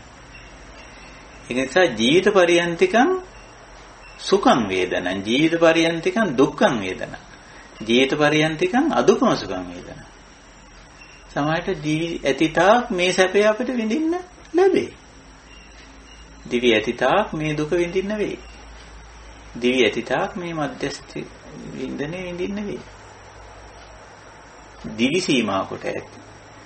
ආක කලින් එක කාය පරියන්ත කිව්ව කය සීමා කොට ඇත. ඒකත් ඒ බව දැනගන්න. එච්චරයි. ඊළඟට කියනවා තාම වැදගත් වාක්‍යයක් කායස වේදා පරමරණ උද්දන් ජීවිත පරියාදාන ඉදේව සබ්බ වේදිතානි අනබිනන්දිතාති සීති භවිෂ්‍යති පජානාති. සීති භවිෂ්‍යන්ති පජානාති. ඒත් ওই වේදනා දෙක උතනින් එච්චරයි. ඉතින් උතනින් එහාට ගෙනියන්න දෙයක් නැහැ. කායස්ස වේදා පරමරණ උද්දන් ජීවිත පරියාදාන කය බිඳිලා පායස වේදා පරමරණ කියලා කියන්නේ ජීවිතෙන් එහාට ජීවිතයේ අවසන් ජීවිත පරියාදාන ඉදේව සබ්බ වේදිතානි අනබිනන්දිතානි සීති සීති භවිස්සන්තිති පජානාති. මේවා ඉතින් අභිනන්දනය කරන්න දෙයක් නෑ, අජෝසනය කරන්න දෙයක් නෑ. ඔය දෙකින් ඕක ඉවර වෙනවා. ශරීරයේ සීමා කරගෙන පවතින එකක් නම් ඒක එතනින් ඉවර වෙනවා. ජීවිතේ සීමා කරගෙන පවතින එකක් නම් ඒකෙන් අවසන් වෙනවා. ඉතින් ඕකට උපමාවකුත් උතෙන් ඉදිරිපත් කරන බුදුරජාණන් වහන්සේ සීතබ්බික්කු තේලංච පටිච්ච වට්ටිංච පටිච්ච තේලප්පදීපෝ ජායති තස්සේව තේලස්සච වට්ටියාච පරියාදාන අඤ්ඤස්සච අනුපාහාරා අනාහාරා නිබ්බායති. නිබ්බායති කියන්නේ දැල්ල නිවෙනවා කියන එක. නිවීම කියන එකටයි නිබ්බායති කියන්නේ. එතන තේලංච පටිච්ච වට්ටිංච තෙල් සහ වැටිය. අපි කියන්නේ පහන් වැටිය වට්ටි එකිනෙකේ උපකාරය පටිච්ච නිසා එකිනෙකට සම්බන්ධතාවයක් පෙන්නලා තේලප්පදීපෝ ජායති. තේලප්පදීප තෙල් පහන දැල් වෙනවා. ඊළඟට කියන තස්සේව තේලස්සච වට්ටියාච පරියාදානා. ඒ තෙලත් ඒ වැටියත් නිමා වීමෙන් අවසන් වීමෙන් කෙලවර වීමෙන්ද අඤ්ඤස්සච අනුපාහාරා අනාහාර වෙනත් තෙලක් හෝ වැටියක් කිට්ටු කරේ නැත්තම් මේ ප්‍රදීපේට මේ දැල්වීමට මොකද වෙන්නේ? නිබ්බායති. නිවිලා ඒව මේවකෝ බික්කෝ කාය පරියන්තිකං වේදනං වේදීමානෝ කාය පරියන්තිකං වේදනං වේදියාමිති පජානාති ජීවිත පරියන්තිකං වේදනං වේදීමානෝ ජීවිත පරියන්තිකං වේදනං වේදියාමිති පජානාති. මේකට අපි වෙනත් ඒවා කිට්ටු කරන්නේ නැහැ කියන එකයි මේ කියන්නේ. මේ උපමාව හරි වැදගත්. තෙලක් වැටියක් එකතු වෙලා දැල්වීමක් වෙනවා. ඒක හරියට මේ විඥාන නාම රූප දෙකේ පැවැත්ම වගේ. ඒ කියන්නේ තමයි මේ කියන්නේ. හැබැයි තවත් තෙල් සහ වැටි එකතු නොකරොත් මොකද වෙන්නේ? මේ දැල්වීම දිගටම වෙනවද? නෑ, දැල්වීම උතනින් අවසන් වෙනවා. ඒකයි කිව්වේ අනුපාහාරා අනාහාරෝ. මේකට තෙල් ආහාර සපයන්නේ නැත්නම් වැටියකින් තව වැටියක් තව තෙල් දාන්නේ නැත්නම් නිබ්බායති නිවිලා යනවා. අන්න ඒ වගේ අපි මේ ජීවිතයේ විඳින වේදනා සුඛ දුක්ඛ දුක්ඛම සුඛ වේදනා ඕවා කාය පරියන්තික වේදනා ඒ මට්ටමින් තියාගන්න. ඒවට මනසින් තණ්හා මාන දිට්ඨි කිට්ටු කරන්න එපා. කිට්ටු කරපු ගමන්ම මේක අර තව තෙල් සහ තව වැටි ලං කරා වගේ දැල්වීම දිගට යනවා. ජීවිත කාලය පුරා විඳින්න දේ ජීවිත පරියන්තික වුණා. ඒක ඒ විදිහට තේරුම් අරගෙන ඒ විදිහට කටයුතු කරනවා. ඔහොම කියලා තස්මා ඒවං සමන්නාගතෝ බික්ඛෝ ඉමිනා පරමේන පඤ්ඤාදිඨානේන සමන්නාගතෝ හෝති. ඒසාහි බික්ඛෝ පරමා ආර්යා පඤ්ඤා යදිදං සබ්බ දුක්ඛක්ඛේ ඥානං. අන්න දුක්ඛක්ඛේ ඥාන. මේක තමයි පරම පඤ්ඤා අදිඨානේ. දැන් කුකුසාතිට කිව්වනේ අදිෂ්ඨාන හතරක් ගැන. ඔය පළවෙනි පඤ්ඤා අදිඨාන. චතුර අදිඨාන හතරක් කියලා කිව්වා. මේක තමයි පරම පඤ්ඤා අදිඨාන. මොකද්ද? සබ්බ දුක්ඛක්ඛේ ඥානෙ. තවදුරටත් දුක් සකස් කර නොගන්න නම් අපි මොකද්ද කරන්න ඕනේ? මේ අනිශ්චිත ස්වභාවය අපි ඇති කරගන්න ඕනේ. මේවා පිළිබඳව අභිනන්දන, අபிසංකරණ, අභිවදන නොකල යුතු. අනබිනන්දන, අනබිසංකරණ, අනිබසංචේතන ඒවයි වෙන්න ඕනේ. ඉතින් ওই විදිහට ওই කාරණේ පැහැදිලි කරනවා බුදුරජාණන් වහන්සේ.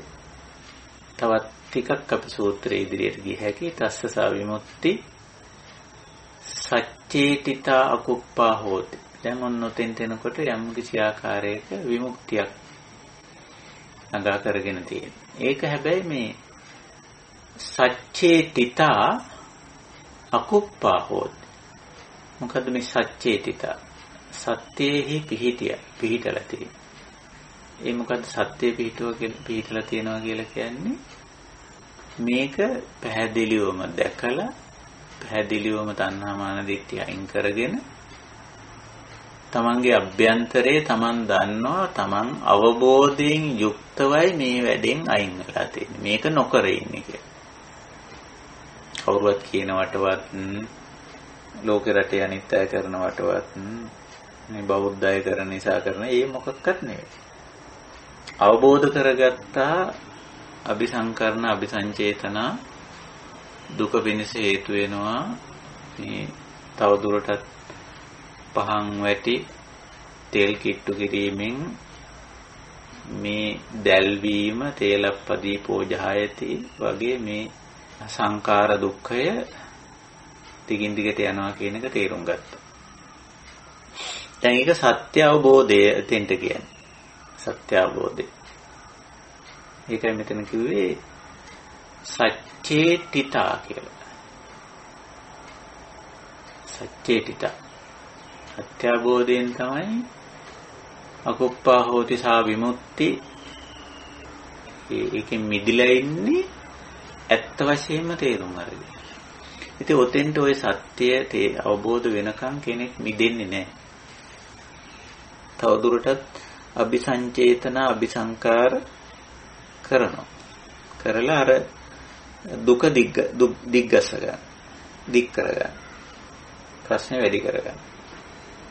ඉතින් යම් මොහොතක තේරුණා නම් මේ ප්‍රශ්නේ වැඩි වෙන්නේ මෙන්න මේ හේතුවෙන් කියලා එතෙන්දී නතර වෙන්න පුළුවන්කම තියෙන. නිමා වෙන්න පුළුවන්කම තියෙන. එතකොට ඒක මේ කියන්නම් කවුරුවත් කියන නිසා කරන දෙයක් නෙමෙයි. අපිම තේරුම් අරගෙන එතන තියෙන සත්‍යය ඇත්තක් තියෙනවා. තමන් ප්‍රත්‍යක්ෂ කරගත්ත දෙයක් තියෙනවා. ඒකයි කිව්වේ ඒ தත්ත්වයේ විමුක්තියේ මිදීම සච්චේතිතා විතරක් නෙවෙයි අකුප්පා හෝති. ඒක අපහු වෙනස් වෙන්නේ කියන එකෙන් අදහස් කරන්නේ මේ නිට්ටයයි කියන අදහස නෙවෙයි. මේ අකුප්පා ඒ தත්ත්වයෙන් පහළට වැටෙන්නේ නැහැ. ඒ විමුක්ති தත්ත්වේ ආය චලනය වීමක් සිද්ධ වෙන්නේ නැහැ. මොකද ඒක සච්චේතිතානේ. සත්‍යම தත්ත්වයේ තේරුම් අරගෙන ඇති කරගත් එකක්. තංහි වික්ඛු මුසායන් මෝස ධම්මං තං සච්ඡං යං අමෝස ධම්මං නිබ්බාන. මේ නිවන අමෝස ධම්ම. සච්ඡං ඇත්ත තේරුම් අරගෙන පත් වෙන තත්ත්වයක්. ඒක මෝස ධම්මයක්. මෝහනයක්, මුලා කිරීමක්, මුසාවක් නෙවෙයි. මුසාවක් නෙවෙයි. ඒකේ තියෙන මුලා ගතිය, මෝහන ගතිය, බොරුව අයින් වෙලා තියෙනවා. දැන් වර්තමාන ලෝකයේ ජීවිතේ දිහා අපි ගත කරන මේ මායාකාරී බොරු ජීවිත දිහා අපි බැලුවොත් කොයිතරම් අපි බොරු කියනවා කියලා කියන්නේ මේ අනුන් රවට්ටන්න කියන බොරු ගැන නෙමෙයි මම මේ කියන්නේ. කොච්චරනම් මේ දුක් සහගත දේවල් ආපෝ එහෙම දුකක් නැහැ කියනවනේ. එහෙම කියනවනේ අපි. ඒ අර සත්‍ය ඇත්ත తත්වයට පටහැනි ප්‍රකාශන හරියට කරනවා. දැන් කෙලෙසේ ඒක ක්ලේශයක් නෙවෙයි කියන දුක එහෙම දුකක් නෙවෙයි කියනවා. ආදී වශයෙන් මෝස ධම්ම මෝහනේ මුලා කරන ගතිය. ඒවා නිබ්බානේ නැහැ. නිබ්බානේ සච්ඡං අමෝස ධම්ම. එතන මුසා නැහැ, මෝස ධම්ම නැහැ. කාට මේ කවුරු මුලා කරන්නද? කාට බොරු කියන්නේද මේ? ප්‍රත්‍යක්ෂයි. ඒකයි ස්වභාවය. අමෝස ධම්මං නිබ්බාන. සච්ඡං නිබ්බාන. මේ නිවීම සැනසීමට ඇවිල්ලා තියෙන්නේ අර මුලාවෙන් අයින් වෙලා. බොරුවෙන් ඉවත් වෙලා. තස්මා ඒවං සමන්නාගතෝ බික්ඛු ඉමිනා පරමේන සච්ඡාදිට්ඨානේන සමන්නාගතෝ හෝති. ඒතං හි බික්ඛු පරමං අරිය සත්‍යං යදිදං අමෝස ධම්මං නිබ්බාන. පරම අරිය සත්‍ය වෙන්නේ ඔන්න ඔය මුලාවක් නැති බොරුවක් නැති නිවීම. අන්නේ ඒ සත්‍ය tattweටපත් වෙන්න ඒ සත්‍ය අධිෂ්ඨානයෙන් යුක්ත වෙන්න උත්සාහ කර යුතුයි කියන කාරණේ දක්වයි. තවත් පොඩ්ඩක් සූත්‍රයේ ඉදිරියට ගිය හැකි අපිට. එතකොට මේ සතර අධිෂ්ඨාන වලින් සත්‍ය අධිෂ්ඨාන ඇත්ත tattwe තේරුම් අරන් මෙතෙන්ට ඇවිල්ලා තියෙනවා. ඊළඟට තවදුරටත් දේශනා කරන තස්සේ යෝගෝපන පුබ්බේ අවිද්දසුනෝ උපදී හොಂತಿ සමත්තා සමාදින්නා. අවිද්දසුනෝ පුබ්බේ කියලා කියන්නේ ඉතින් අපි මේ ධර්ම මාර්ගයට එන්න පෙර කියන එක. අවිද්දසුනෝ අවිද්‍යාව තිබුණා. ඒක නිසා උපදී හොಂತಿ සමත්තා සමාදින්නා. මේ උපාදාන කර ගැනීම තණ්හාමාන දිට්ඨි වශයෙන් ගැනීම ඒකේ සමර්ථ වෙලා හිටියව සමාදන් වෙලා හිටියේ. අවිද්‍යාව තියෙනකන් ඕවයි සමර්ථයි. සමාදන් වෙලා ඉන්නේ. සමත්තා සමාදින්න. සමාදන් වෙලා ඉන්නේ ඒවා. උපාදාන තණ්හාමාන දිට්ඨි වලින් අල්ලා ගැනීමෙහි සමර්ථේ. ඒ ක්‍රියාවේ සමාදන් වෙලා ඉන්නේ. ඒකේ යෙදිලා ඉන්නේ. සමාදන් වෙලා ඉන්නවා කියන්නේ ඒකේ යෙදිලා ඉන්නවා කියන්නේ සමාදින්න පුද්ගලයා. දැන් අන්න අර සත්‍ය දැක්කම තයාස්ස පහිනා හොන්ත උච්චින්න මූලා තාලාවත්තුගත අනභවංකත ආයතින් අනුපාද ධම්ම. දැන් ඒ අවිද්‍යාව දුරු වුණා. විද්‍යා අවිද්දසුනෝනේ දැන් විද්‍යා මේක යථා ස්වභාවය තේරුම් ගත්තම උච්චින්න මූලා තාලාවත්තුගත අනභවංකත තයාස්ස පහිනා හො ඒක දුරු වෙනවා. අර අවිද්‍යාව අර උපදී උපාදාන කර ගැනීම දුරු වෙනවා. ඒකයි මේ කියන්නේ. ආයතින් අනුපාද ධම්මා. එවැනි කෙලෙස් තත්ත්වයක් නැවත මතු නොවන තත්ත්වයකටපත් වෙනවා. තස්මා එවං සමන්නාගතෝ බිකු ඉමුනා පරමේන ඡාගාදිට්ඨානේ සමන්නාගතෝ හෝති ඒසෝහි බිකු පරමෝ අරියෝ ඡාගෝ යදිදං සබ්බූපදිපටි නිස්සග්ගෝ. පරම ත්‍යාගය පරම අතහැරීම වෙන්නේ සියලු උපාදාන සබ්බ උපදිපටි නිස්සග්ගෝ. සබ්බ සියලු උපදී රැස්කිරීම. තණ්හාමාන දිට්ඨි වශයෙන් කරන රැස්කිරීම වලට උපදිගේ පටිනිස්සග්ගෝ අතහැරීම. මේක තමයි පරම ත්‍යාගය. බුදුදහම උගන්වන්නේ. උපදී උපාදාන අතහැරීම. අවිද්‍යාව දුරු වුණා. අවිද්‍යාව දුර වෙලා විද්‍යාව ඇති වුණා.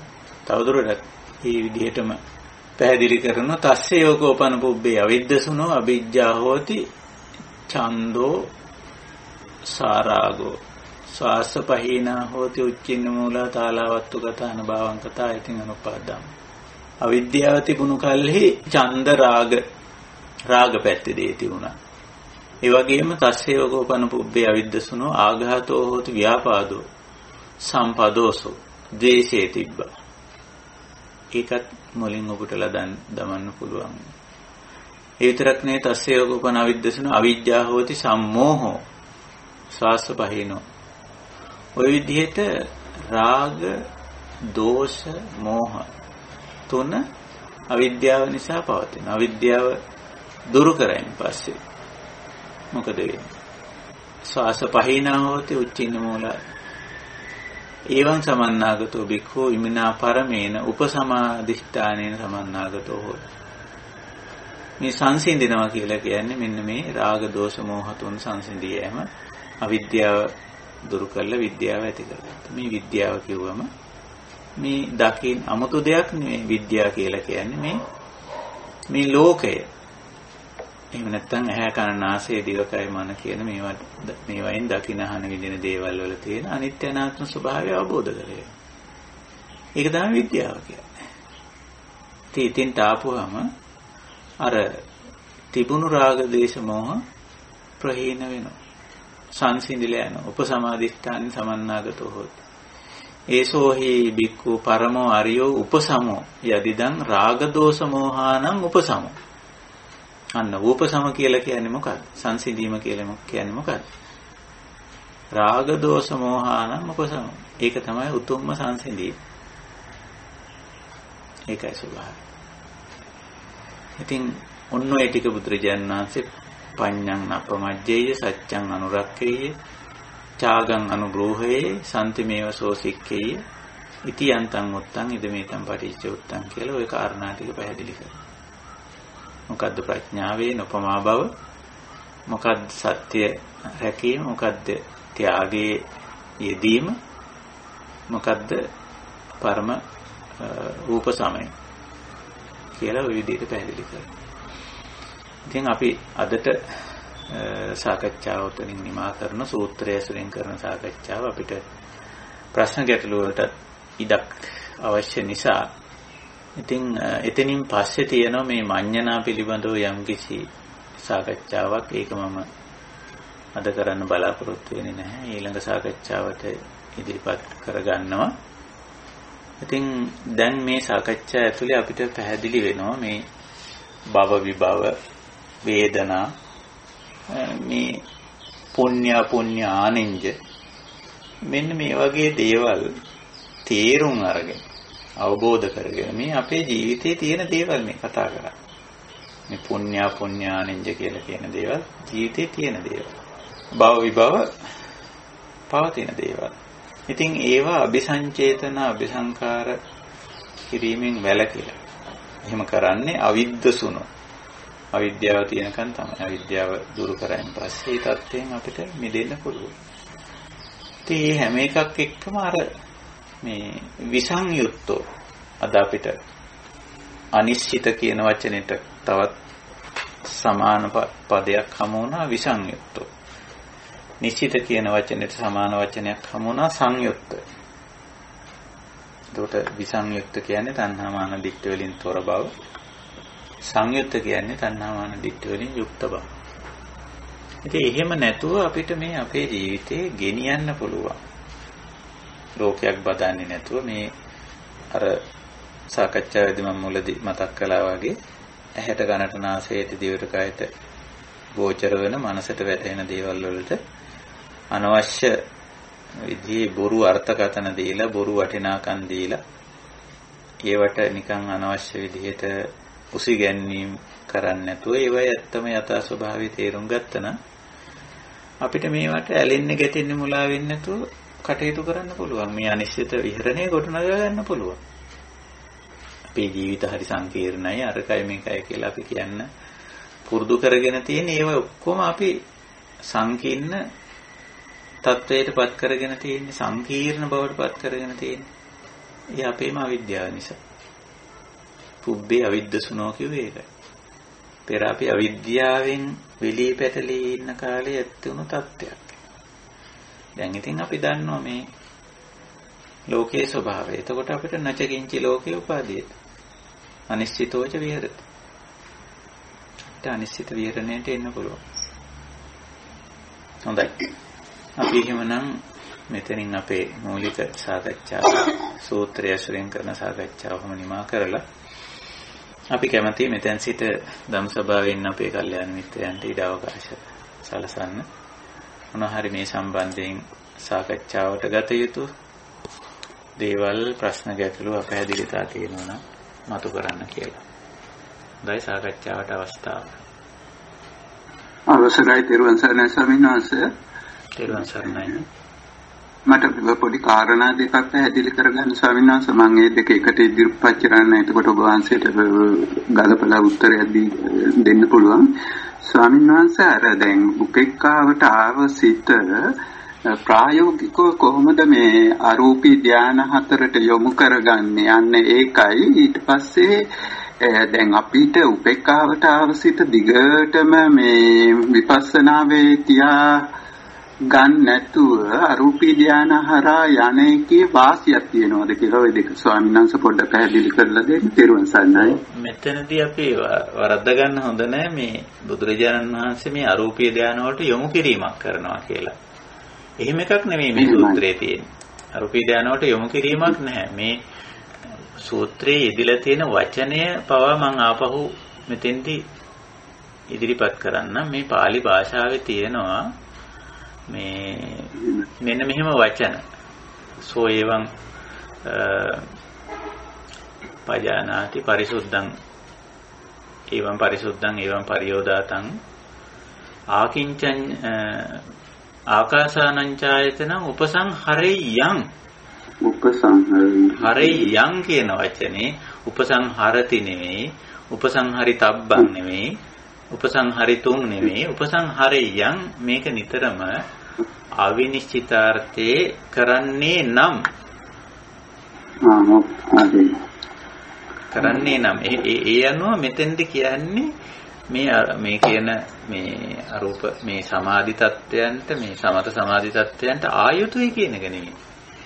එන්න පුළුවන්. දැන් අපේ හිත දැන් උපේක්ඛා අවසිෂ්‍යති කිව්වනේ මෙතන. උපේක්ඛා යේව අවසිෂ්‍යති පරිසුද්ධා පරියෝදාත මුදුච කම්මඤ්ඤාච්ච පබස්සරාච. අතපරම් උපේක්ඛා යේව අවසිෂ්‍යති. එතකොට දැන් මේ උපේක්ෂා සහගත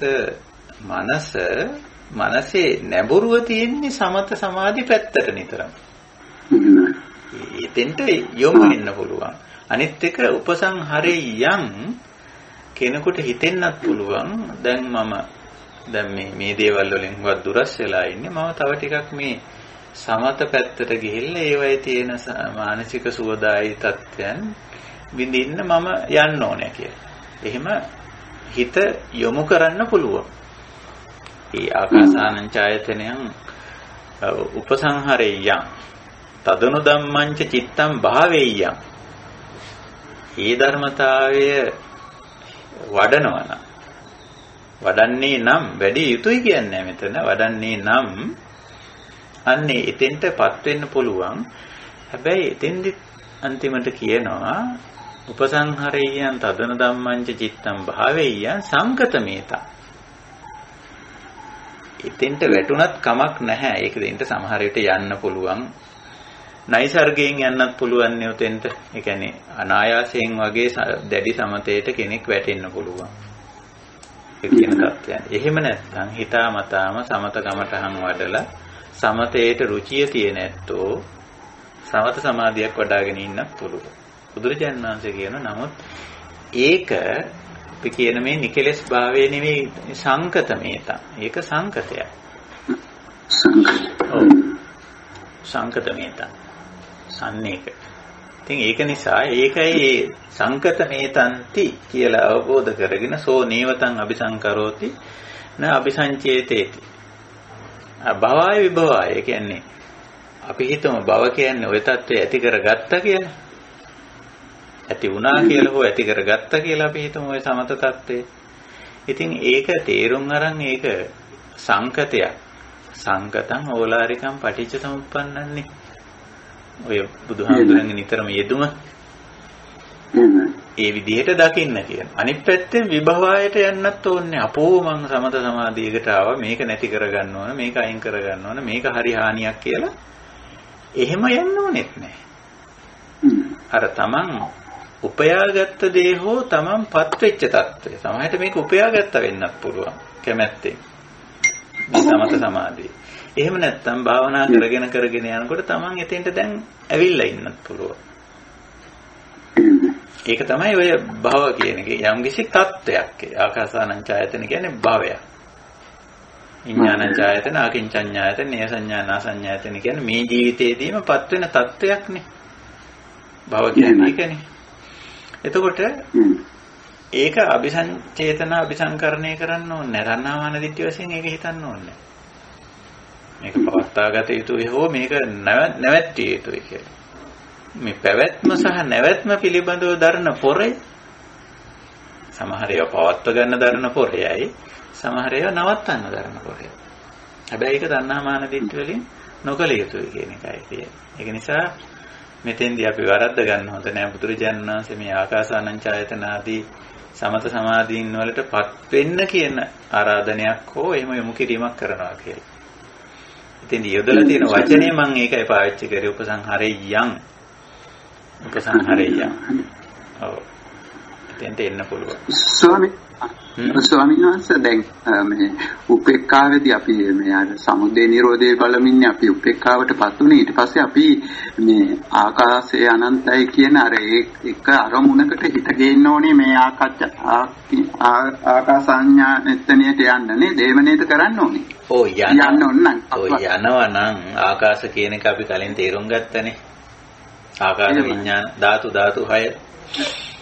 එහෙම. ධාතු 6 ධාතු 6ද කියන්නේ එතරම් ආකාශ කියන්නේ කියලා කියන්නේ මේ ඉඩ ස්පේස් එකයි 아무තු දෙයක් නේ. එතකොට දැන් අපි හිස් තැන ඕන තව විදිහක් කියමු හිස් බව කියලා කියන්නේ. කිසිම රූප ධර්මයක් මේ ග්‍රහණය නොකරන මට්ටමේ හිත පවත්ත ගන්න රූප ධර්ම වලින් හිත ඈත් කරලා තියාගන්න. ඒ ස්වභාවයනේ ආකාශය. දැන් ආකාශය තුළ රූප ධර්මයක් නොපවතින තැනනේ ආකාශ කියන්නේ. රූප ධර්මයන් දෙකක් අතර තියෙන ස්පේස් පරතරයනේ. ඒතකොට මේ දෙක අතර රූප ධර්මයක් නැහැ. රූප ධර්මයක් තියෙනවා නම් ආකාශයක් වෙන්නේ නැහැ, අවකාශයක් වෙන්නේ නැහැ. ඉතින් එතෙන්ට හිත වැටෙන්නත් පුළුවන්, එතෙන්ට හිතපත් කරගන්නත් පුළුවන්. හැබැයි මේ දෙකම සංකතම් පටිච්ච සමුප්පන්නං ඕලාරිකං. ඊට පැහැදිලි ස්වාමීන් වහන්සේගේ දෙපාණමද පුණ්‍යානුමෝදනා කරනවා කියලා සම්මත. ස්වාමීන් වහන්සේ අවසරයි. කියන්න. ස්වාමීන් වහන්සේ මේ නාම රූප වන්නේ අபிසංකරොන්ති නිසානේ. එතකොට නාම ධර්මයේ අනபிසංකරොන්ති ස්වභාවයෙන් අවබෝධයෙන් දැකීම තුල සංකේතිකා තුල නිබ්බාණයටපත් වෙනව නේද ස්වාමීන් වහන්සේ? නාමයි රූපයි කියන්නේ ධර්මතා. අபிසංකරණ අபிසංචේතනා කරන්නේ නාම රූප පිළිබඳ යථාබෝධේ නැති තැනයි. ඒ කියන්නේ මේ නාම ධර්මත් මේ රූප ධර්මත් අනිත්‍ය අනාත්ම විදිහට නොදැක්කොත් තේරුම් නොගත්තොත් තමයි ඒවා අபிසංචේතනා කරන්නේ. ඒ කියන්නේ ඒවා ගැන තණ්හාමාන දිට්ඨි වලින් හිතනවා කියන එකනේ අபிසංචේතනා කියලා කියන්නේ. එහෙමයි. ඊළඟට අபிසංකරණ කියලා කියන්නේ ඒවා තණ්හාමාන දිට්ඨි වලින් අලුතෙන් නව ආකාරයට වෙනස් විදියට සකස් කරන එකනේ. එහෙමයි. ඉතින් නාම රූපවල මේ අනිත්‍ය අනාත්ම විපරිණාම සමුදය වය ස්වභාවය පටිච්ච සමුප්පන්න ස්වභාවය තේරුම් ගත්ත කෙනා නාම රූප අபிසංකරණය කරන්නේ අபிසංචේතනා කරන්නේ. හැබැයි නාම රූප කියලා කියන්නේ ස්වභාවික දෙයක්. කොහෙවත් ඉඳන් නාමං රූපං විස්තර කරන තැන බුදුරජාණන් වහන්සේ මේ නාමයි මේ රූපයි අකුසලයි කියලා තියෙනවද නැත්නම් කුසලයි කියලා තියෙනවද? නැහැ. ඉදංච නාමං ඉදංච රූපං ඉදං උච්චති නාම රූපං. මේවා හේතුඵල ධර්මානුකූලව ඇති වෙලා හේතුඵල ධර්මානුකූලව පැවතිලා හේතුඵල ධර්මානුකූලව අවසන් වෙන දේවල්. හැබැයි ඒ විදිහට දැක්කේ නැතොත් ඒ විදිහට තේරුම් නොගත්තොත් තමයි ඒවා පිළිබඳ අபிසංචේතනාව කරන්නේ. ඊට පස්සේ අபிසංකරණය කරන්නේ. ඉතින් අපි නාමයි රූපයි ධර්මතා හැටියට අවබෝධ කරගන්නවා. ඒවත් ධර්මතා. හේතුඵල ධර්මතා. විතරක් නෙමෙයි අනිත්‍ය ධර්මතා, අනාත්ම ධර්මතා. විපරිණාමයටපත් වෙන ධර්මතා. සමුදය වය ධර්මතානේ ඇති වුණා වගේම අවසන් වෙන ධර්මතා. යම් හේතුවක් නිසා හටගත්ත යම් හේතුවක් නිසා පවතින යම් හේතුවකින් නිමා වෙන ධර්මතා. පටිච්චසමුප්පන්න ධර්මතා. ඒ විදිහට අවබෝධ කර ගැනීම තමයි ධර්මතා මට්ටමින් තේරුම් ගන්නවා කියලා කියන්නේ. ඉතින් එහෙම තේරුම් ගත්ත එක්කෙනාට ඒ නාම ධර්ම ගැනවත් රූප ධර්ම ගැනවත් අபிසංචේතනා කරන්න අවශ්‍ය නැහැ නේ. තණ්හාමාන දිට්ඨි වශයෙන් හිතන්න උමනාවක් වෙන්නේ නැහැ. එහෙනම් නිබ්බාන. එහෙනම් ඔබතුමී කියන විදිහට එතන නිබ්බාන තියෙනවා. එතන නිවීම තියෙන, එතන සැනසීම තියෙන. නාම රූප තියෙනවා. දැන් නිබ්බාන නිවුණු තැනසුණු තත්වයක් තුල නාම රූප නැහැ කිව්වොත් වැරදි. නාම රූප තියෙනවා. නමුත් නාම රූප අபிසංචේතනා කරන්නේ, අபிසංකරණය කරන්නේ. කොටින්ම නාම රූප පිළිබඳ තණ්හාමාන දිට්ඨි නැහැ. නාම රූප තියෙනවා. එහෙමයි. ඒ නාම රූප පිළිබඳ තණ්හාමාන දිට්ඨි නැහැ. ඒකයි ස්වභාවය. එහෙමයි සයන්ස්. අවසරයි ස්වාමීන් වහන්සේ වහන්සේට ගොඩාක් කුසල. ගරු ස්වාමීන් වහන්සේ. ඔව්. මෙම දේශනාවේදී අසන අවිද්‍යාව පත්‍ය සංඛාරා කියනකොට අවිද්‍යාව නිසා ඇතිවන පුඤ්ඤාභි සංඛාර, අපුඤ්ඤාභි සංඛාර, අනිඤ්ඤාභි සංඛාර තුනම අකුසල්. ඉතින් ස්වාමීන් වහන්සේ තවත් දේශනාවකදී මම අහලා තියෙනවා පුඤ්ඤ පාපී පහිනස්ස කියලා. එතකොට ඒ පෙරකී පුඤ්ඤාප සංකාර අපුඤ්ඤාප සංකාර අනිඤ්ඤාප සංකාර කියන තුනම කුසල් කියන තැනට මේ ධම්මපාඨයේ යම්කිසි ගැළපීමක් තිබෙනවද නැත්ද කියලා පොඩ්ඩක් පැහැදිලි කරලා දෙන්න පුළුවන්ද? ඔව්. පුඤ්ඤ පාප පහිනස්ස නත්ති ජාගරතෝ බයං. ඔය ධම්පදයේ ඇතුළත් වෙන ගාතාව. පුඤ්ඤ පාප. දැන් පාප ප්‍රහීන කරනවා කියන එක අපිට පැහැදිලිනේ. ඒක ඔබතුමී අපි හැමෝම පොදුවේ පිළිගන්න පාප කියන එක පහතබ්බ ධර්මය ප්‍රහීන කළ යුතු දෙයක්, අයින් කළ යුතු දෙයක්, ඉවත් කළ යුතු දෙයක් කියන එක. දැන් පුඤ්ඤ කියන එකේදී පොඩි ගැටලුවක් වගේ එන්නේ. දැන් පුඤ්ඤ කියන්නේ පිනවීම සඳහා කරන දේ. සතුට අපි කියමු සරලව කිව්වොත් මේ සතුට වෙන්න කරන දේවල් කියලා කියනවා. සතුට වෙන්න කරන දේවල් පුඤ්ඤ. පුඤ්ඤ කියන්නේ pāli භාෂාවෙන් පිනවනවා කියන අර්ථය. පුණාතීති පුඤ්ඤ. එතකොට පිනවීමට අවශ්‍ය කය හෝ මනස පිනවීමට අවශ්‍ය කරන දෙයක් කරනවා කියලා හිතනවා. එතකොට ඒ කරන දේ හෝ එහි කෙරෙන දෙයක් වෙන්නත් පුළුවන්. පින වෙනවා වෙන්නත් පුළුවන්, පිනවනවා වෙන්නත් පුළුවන්. දැන් අපි හිතමු යමක් දැක්කම අර සෝමනස්ස මේ සූත්‍රයේ කිව්වේ සෝමනස්ස සාගතව මනෝපවිචාරයක් වෙනවා කියලා. ඊතර සතුටක් එනවා කියනවා. එතකොට එතන වෙන්නේ පිනවනවා නෙමෙයි පින වෙනවා. පිනා යනවා. එතන පුණ්‍ය තියෙනවා. එහෙම නැත්නම් අපිට සතුටු වෙන්න අනුන්ට යමක් දෙනවා, පරිත්‍යාගයක් කරනවා, අනිත් එක්කෙනාට උදව්වක් කරලා, හොඳ වැඩක් කරලා, යහපත් දෙයක් කරලා, නිවැරදි දෙයක් කරලා අපි සතුටු වෙනවා. වැරද්දක් තියනවද? නෑනේ, වැරදි වැඩක් කරලා නෙවෙයිනේ. හොඳ වැඩක් කරලා සතුටු වෙනවා. එහෙම නැත්නම් යමක් දැක්කම හිත සතුටටපත් වෙනවා. ඔය ස්වභාවය තමයි මේ පුණ්‍ය ස්වභාවය කියලා. එතකොට මේක හේතුඵල ධර්මානුකූලව තේරුම් ගත්තොත් ප්‍රශ්නයක් නෑ. හැබැයි මේ අපි අවිද්‍යාවට වැටුනොත් මොකද වෙන්නේ? අර දැකලා පිනා ගියානේ, පිනවීමටපත් උනානේ. ඒක පස්සේ පන්නන්න පටන් ගන්නවා. ඇයි? මේක දැකලා සතුටටපත් වෙලා ඒක මං තව බලන්න ඕන. ඒක තණ්හාවට, ඒක මානෙට, ඒක දිට්ඨියට. එතකොට යන්නේ පුඤ්ඤාපි සංඛාරයට. රහතන් වහන්සේලා මේ පැත්තට යන්නේ නැති නිසා තමයි පුඤ්ඤ පහීන කියලා කිව්වේ. පුඤ්ඤ පහීන කියන එකෙන් අදහස් කරන්නේ එතන පිනායාමක් නැහැ කියන එක නෙමෙයි. පිනායාම පසුපස එළවා යන්නේ නැහැ. ඒ කියන්නේ තණ්හාවෙන් මානෙන් දිට්ඨියෙන් හිතන්නේ ඒක පටිච්ච සමුප්පන්න ධර්මතාවයක් හැටියටයි තේරුම් ගන්න. මා තුල සතුටක් ඇති වුණා නම් මොකක් හරි දැකලා. නැත්නම් අහලා, ඇහිලානේ. මොකක් හරි දෙයක සතුටක් ඇති වෙනවා. එතකොට ඒක දකින්නේ හේතුඵල ධර්මතාවයක් හැටියට. අපි හිතමු මෙහෙම කවුරු හරි ඔබේ නෑදෑයෙක්, යාළු මිත්‍රයෙක් කාලෙකින් දැක්කේ නැති කෙනෙක් දැක්කම මොකද වෙන්නේ? සතුටු වෙන්නේ. අනේ මේ කොච්චර කාලෙකින් දැක්කේ කියලා. දැන් එතන හේතුඵල ධර්මතාවයක් නේද? ඒ කියන්නේ අර කාලයක් තිස්සේ නොදැක්ක ඥාතිවරයා හරි මිත්‍රයා හරි හිතවතා හරි බොහෝ කාලයකට පස්සේ දැකීම කියන හේතුවෙන් ඇති වුණු ඵලය තමයි එතන සෝමනස්සේ. පුඤ්ඤ පිනාය. ඉතින් ඕක ඔය විදිහට දැක්කනම් ඉවරයිනේ.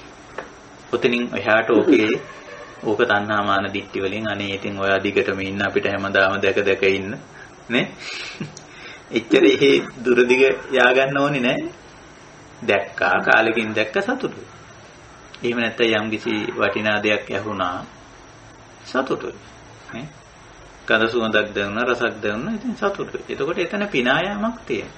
හැබැයි පුඤ්ඤ පහීන කියන්නේ මොකද්ද? අර ඔබතුමී ඉදිරිපත් කරගත්ත අය පුඤ්ඤ පාප වහිනස. පාප ගැන අපිට ප්‍රශ්නයක් නැහැ. පුඤ්ඤ පහීනස කියන්නේ මොකද්ද? ඒ පුඤ්ඤ, ඒ පිනායාම පසුපස හඹා යෑමක්. ඒ ගැන තණ්හාවෙන් හිතන්නේ, මානෙන් හිතන්නේත් නැහැ. දැන් අපි සතුටින් ඉන්නකොට සමහර අය පිනා ජීවිතේ සතුටින් ඉන්නවනේ. සමහර ඕක මානෙට දාගන්න. නේ? අපි හරිම සන්තෝෂෙන් ඉන්නවා, හරි සතුටින් ඉන්නවා. නේ? අපිට කිසිම දුකක් නැහැ, අපිට කිසි ප්‍රශ්නයක් නැහැ. නමුත් අපි දන්නවා මේ පුණ්‍යත් අනිත්‍යයි. ඒ පිනායම අනිත්‍යයි. ඒ නිසා මානෙට දාගන්නෙත් නැහැ. දිට්ඨියට දාගන්නෙත් නැහැ. මේක නිට්ටයයි කියන දෘෂ්ටියට, වැරදි දෘෂ්ටිය වලට වැටෙන්නෙත් නැහැ. ආත්මයි ආත්ම දෘෂ්ටියට වැටෙන්නේ නැහැ. මට ඕන හැටියට මේ ජීවිතයේ සතුට ජීවිතේ පිනායාම හැමදාම දිගටම පවත්වා ගත යුතුයි කියලා. එහෙම හිතන්නේ නැහැ. ඒ වෙලේ සතුටක් ඇති වුණා නම්, ඒ වෙලේ වින්දනයක් ඇති වුණා නම්, ඒ වෙලේ පිනායාමක් ඇති වුණා නම් ඒක ඒ වෙලේ වින්දා නිමා කර අවසන් කරා. ඒක අනිත්‍ය අනාත්ම විදිහට දැක්ක. සංගතම් පටිච්චං සංගතං ඕලාරිකම් පටිච්ච සමුප්පන්න. මේක පටිච්ච සමුප්පන්නයක්. මේක සංකතයක්. හේතු වශයෙන් සකස් කර දෙයක් මේ පින්. ඕලාරිකයි. මේක නිකන් නිවන් දැක්ක නෙවෙයි. නිවනේ මෙහා පැත්තේ ඔක්කොම ඕලාරික දේවල් තියෙනවා. ඔය ඕලාරික කියන වචනේ හරිය වැදගත් වචනයක්, ගැඹුරු වචනයක්. නිවනට විතරයි අපි ඕලාරික කියන වචනේ පාවිච්චි නොකරන්නේ. එතනින් මෙහා ඔය ලොකු සිල්වත්කම්, ගුණවත්කම්, සමාධිපයි අරව මේවා මහ ලොකු දේවල් තියෙනවා නේද? කොම සංකතං ඕලාරිකම් පටිච්ච සමුප්පන්න. ඒවා ගැන උද්දාම වෙන්නේ නැහැ, උඩඟු වෙන්නේ නැහැ. දෘෂ්ටිගත වෙන්නේ නැහැ. ඉතින් පිනත් එහෙමයි. පින හොදටම ඕලාරික එකක්. පින තියෙන ගොඩක්ම පල්ලෙහා මට්ටමේ. හැබැයි පවට අනුව බලුවොත් පින උසස්. නේ? පව තියෙන්නේ පහළම මට්ටමේ. යටම ඊටාම නරක මේක. ඒකට සාපේක්ෂව ගත්තොත් පින උසස්. හැබැයි පින සංකතයක්. පටිච්ච සමුප්පන්නය ඕලාරික දෙයක්. ඒකට තණ්හා මාන දිට්ඨි හදාගන්නේ නැහැ. රාතන් වහන්සේලා. ඒකයි පුඤ්ඤ පහීන කියලා කියන්නේ. පින් කරන්නේ නැහැ කියන වගේ අදහසක් නෙමෙයි. ඒක වරද්ද ගන්න හොඳ නැහැ. රාතන් වහන්සේලා තමයි හොඳටම පින් කරන්නේ. බුදුහාමුදුරුවෝ තමයි හොඳටම පින් කරන කෙනා. හැබැයි පුඤ්ඤාභි සංකාරයක් කරගන්නේ නැහැ. පුඤ්ඤ පහීන වෙලා තියෙනවා. පුඤ්ඤ පහීන කියන්නේ පින පිළිබඳව තණ්හා මාන දිට්ඨි ප්‍රහීන වෙන්නේ. ඒකයි පුඤ්ඤ පහීන කියලා. පාප පහීන පාපේ කොහොමදත් අත්හැරලා දාන්න. ඒක කොහොමදවත් නැහැ. ඉතින් ඔය දෙක තමයි පුඤ්ඤ පාප පහීන. එතකොට මෙතනත් පුඤ්ඤාභි සංකාර, අපුඤ්ඤාභි සංකාර, ආනිඤ්ඤාභි සංකාර කියන එක පරිවිමර්ශන සූත්‍රයේ. ඒ කියන්නේ පුඤ්ඤාභි සංකාර කරන්නේ නැහැ. ඒ කියන්නේ පින කරාට පින පිළිබඳව තණ්හා මාන දිට්ඨිය ඇති කරගන්නේ නැහැ. ඒකයි ඒ කියන්නේ මේ දෙකේ සමානයි. මේ කතා දෙක ඔබතුමී ඉදිරිපත් කර පුඤ්ඤ පාප පහීන කියන එකයි නේව පුඤ්ඤං අபிසංකරොන්තෝ අනபிසංකරොන්තෝ අනபிසංචේතයන්තෝ කියන එකයි දෙකෙන්ම අදහස් කරන්නේ එකම දෙයක්. හොඳයි අපිට වෙනස් සාකච්ඡා කළ යුතු දෙයක් නැතිනම් අපිට ධම්ම හමුව නිමා කරන්න පුළුවන්. කාලයත් මං හිතන්නේ අපි වෙන් කරගත්ත කාලය ගෙවි ගිහිලා තියෙනවා. ඉතින් අපි මේ දිනවල අපේ තේමාව අනිශ්චිත විහරණය. කොහොමද නොඇලී, කොහොමද නොගැටි, කොහොමද නොමුලාව මේ ජීවිතය තුල අපි ජීවත් වෙන්නේ කියන්නේ. විහෙරති අනිශ්චිතෝච විහෙරති. නච කිංචි උපාදීයති. කිසිවක් තණ්හා මාන දිට්ඨි වශයෙන් උපාදාන කරගන්න නැතුව පවතින්නේ කොහොමද කියන්නේ. මේක ටිකක් දුෂ්කර වැඩක්. පහසුයි කියලා හිතන්න එපා. එක පැත්තකින් අපි න්‍යායිකව මේ කාරණේ තේරුම් ගන්න ඕන. අනිත් පැත්තෙන් ප්‍රායෝගික වෙන්න ඕනේ. විහරණය තුල ප්‍රායෝගික වෙන්න ඕනේ. ඒක දුෂ්කරයි. නමුත් පුහුණු වුණොත් පුළුවන්. න්‍යායික වශයෙන් න්‍යාය හොඳටම තියෙනවා. බුදුරජාණන් වහන්සේ න්‍යායික වශයෙන් කරුණු පැහැදිලි කරලා තියෙනවා. ඊළඟට ප්‍රායෝගික වෙන එක අපේ වැඩක්. ඒක බුදුරජාණන් වහන්සේට කරලා දෙන්න බෑ. කල්යාණ මිත්‍රයට කරලා දෙන්නත් බෑ. අම්මර තාත්තට කාටවත් කරලා දෙන්න බැරි වැඩක්. ප්‍රායෝගික වීම අපේ වැඩක්. ඉතින් අපි නිතරම මේ දේවල් වල යථා ස්වභාවය හොඳින් ප්‍රත්‍යක්ෂ කරගත්තොත් ප්‍රායෝගික වෙන්න ලේසි. අපි ඔය හැට කන්නාසයට දිවට කයට ගෝචර වෙන මනසට වැටෙන දේවල් වලට ඕවට අර මම මුලින් කිව්වා වගේ දීලා තියෙන බොරු වටිනාකම්, වැරදි අර්ථකථන, ලොකු වගයන් ආඩම්බරයන් නිසානේ ඔයාලට නිකන් බොරුවට බැඳිලා ඉන්නේ. ලොකු කරගෙන ඉන්නේ. ඉතින් ඒක අර විදර්ශනාවට ගියාම අපිට පේන ඔය කියන තරම් ලොකු නෑ ඕවා කියලා. ඔය කියන තරම් ලොකු නෑ සුඛ වේදනාව කියලා අපි විවහාර කරාට ඕකේ ඇති ලොකු සුඛයක් නෑ කියලා. දුක් වේදනාව කියලා අපි විවහාර කරාට ඔය කියන තරම් දුක්ඛයක් ඕකේ නෑ. අදුක්ඛම සුඛ වේදනාවත් එහෙමයි. ඒ කියන තරම් ලොකු බරපතල දේවල් නෙවෙයි. සංගතං ඕලාරිකං පටිච්චසමුප්පන්න.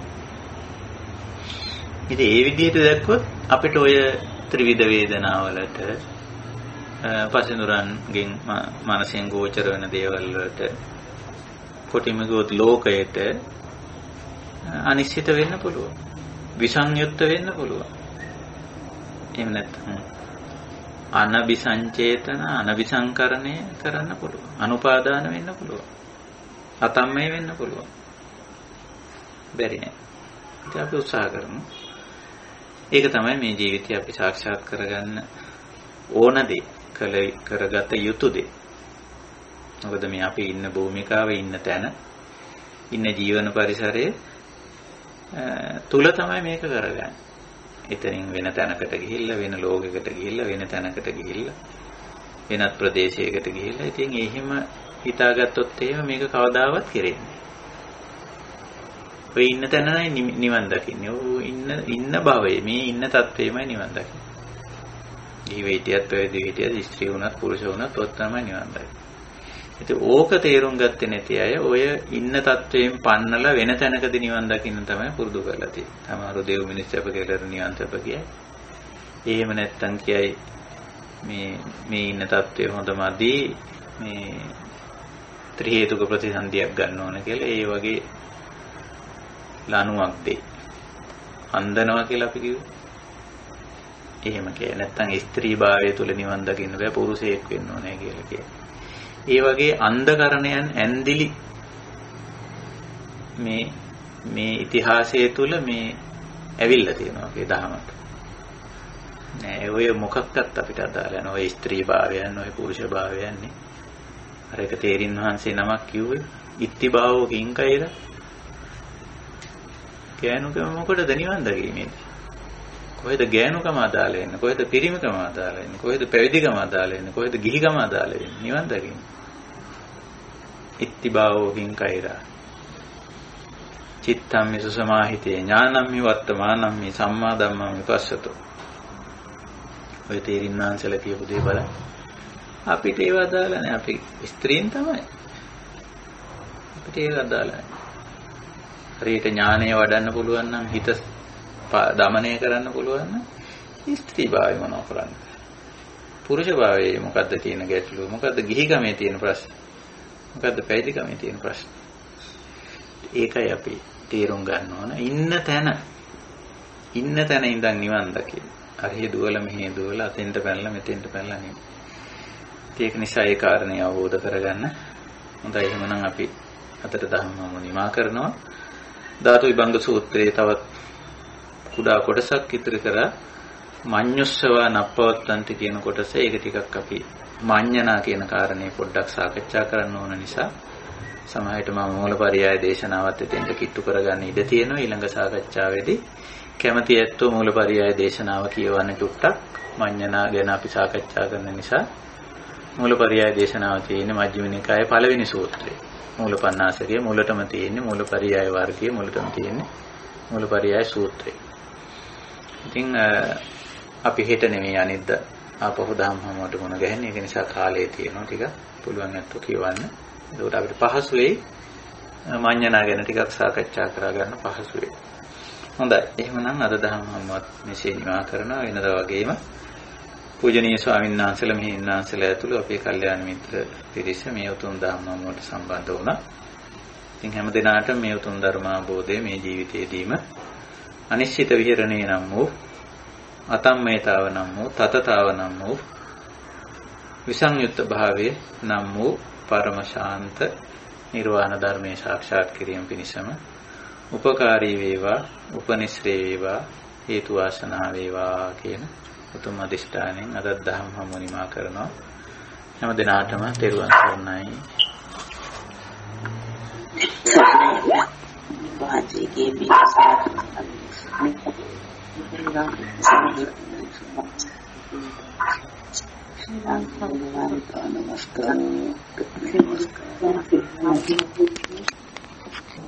දෛ තෙරුවන් සරණයි. සුවපත් වේවා.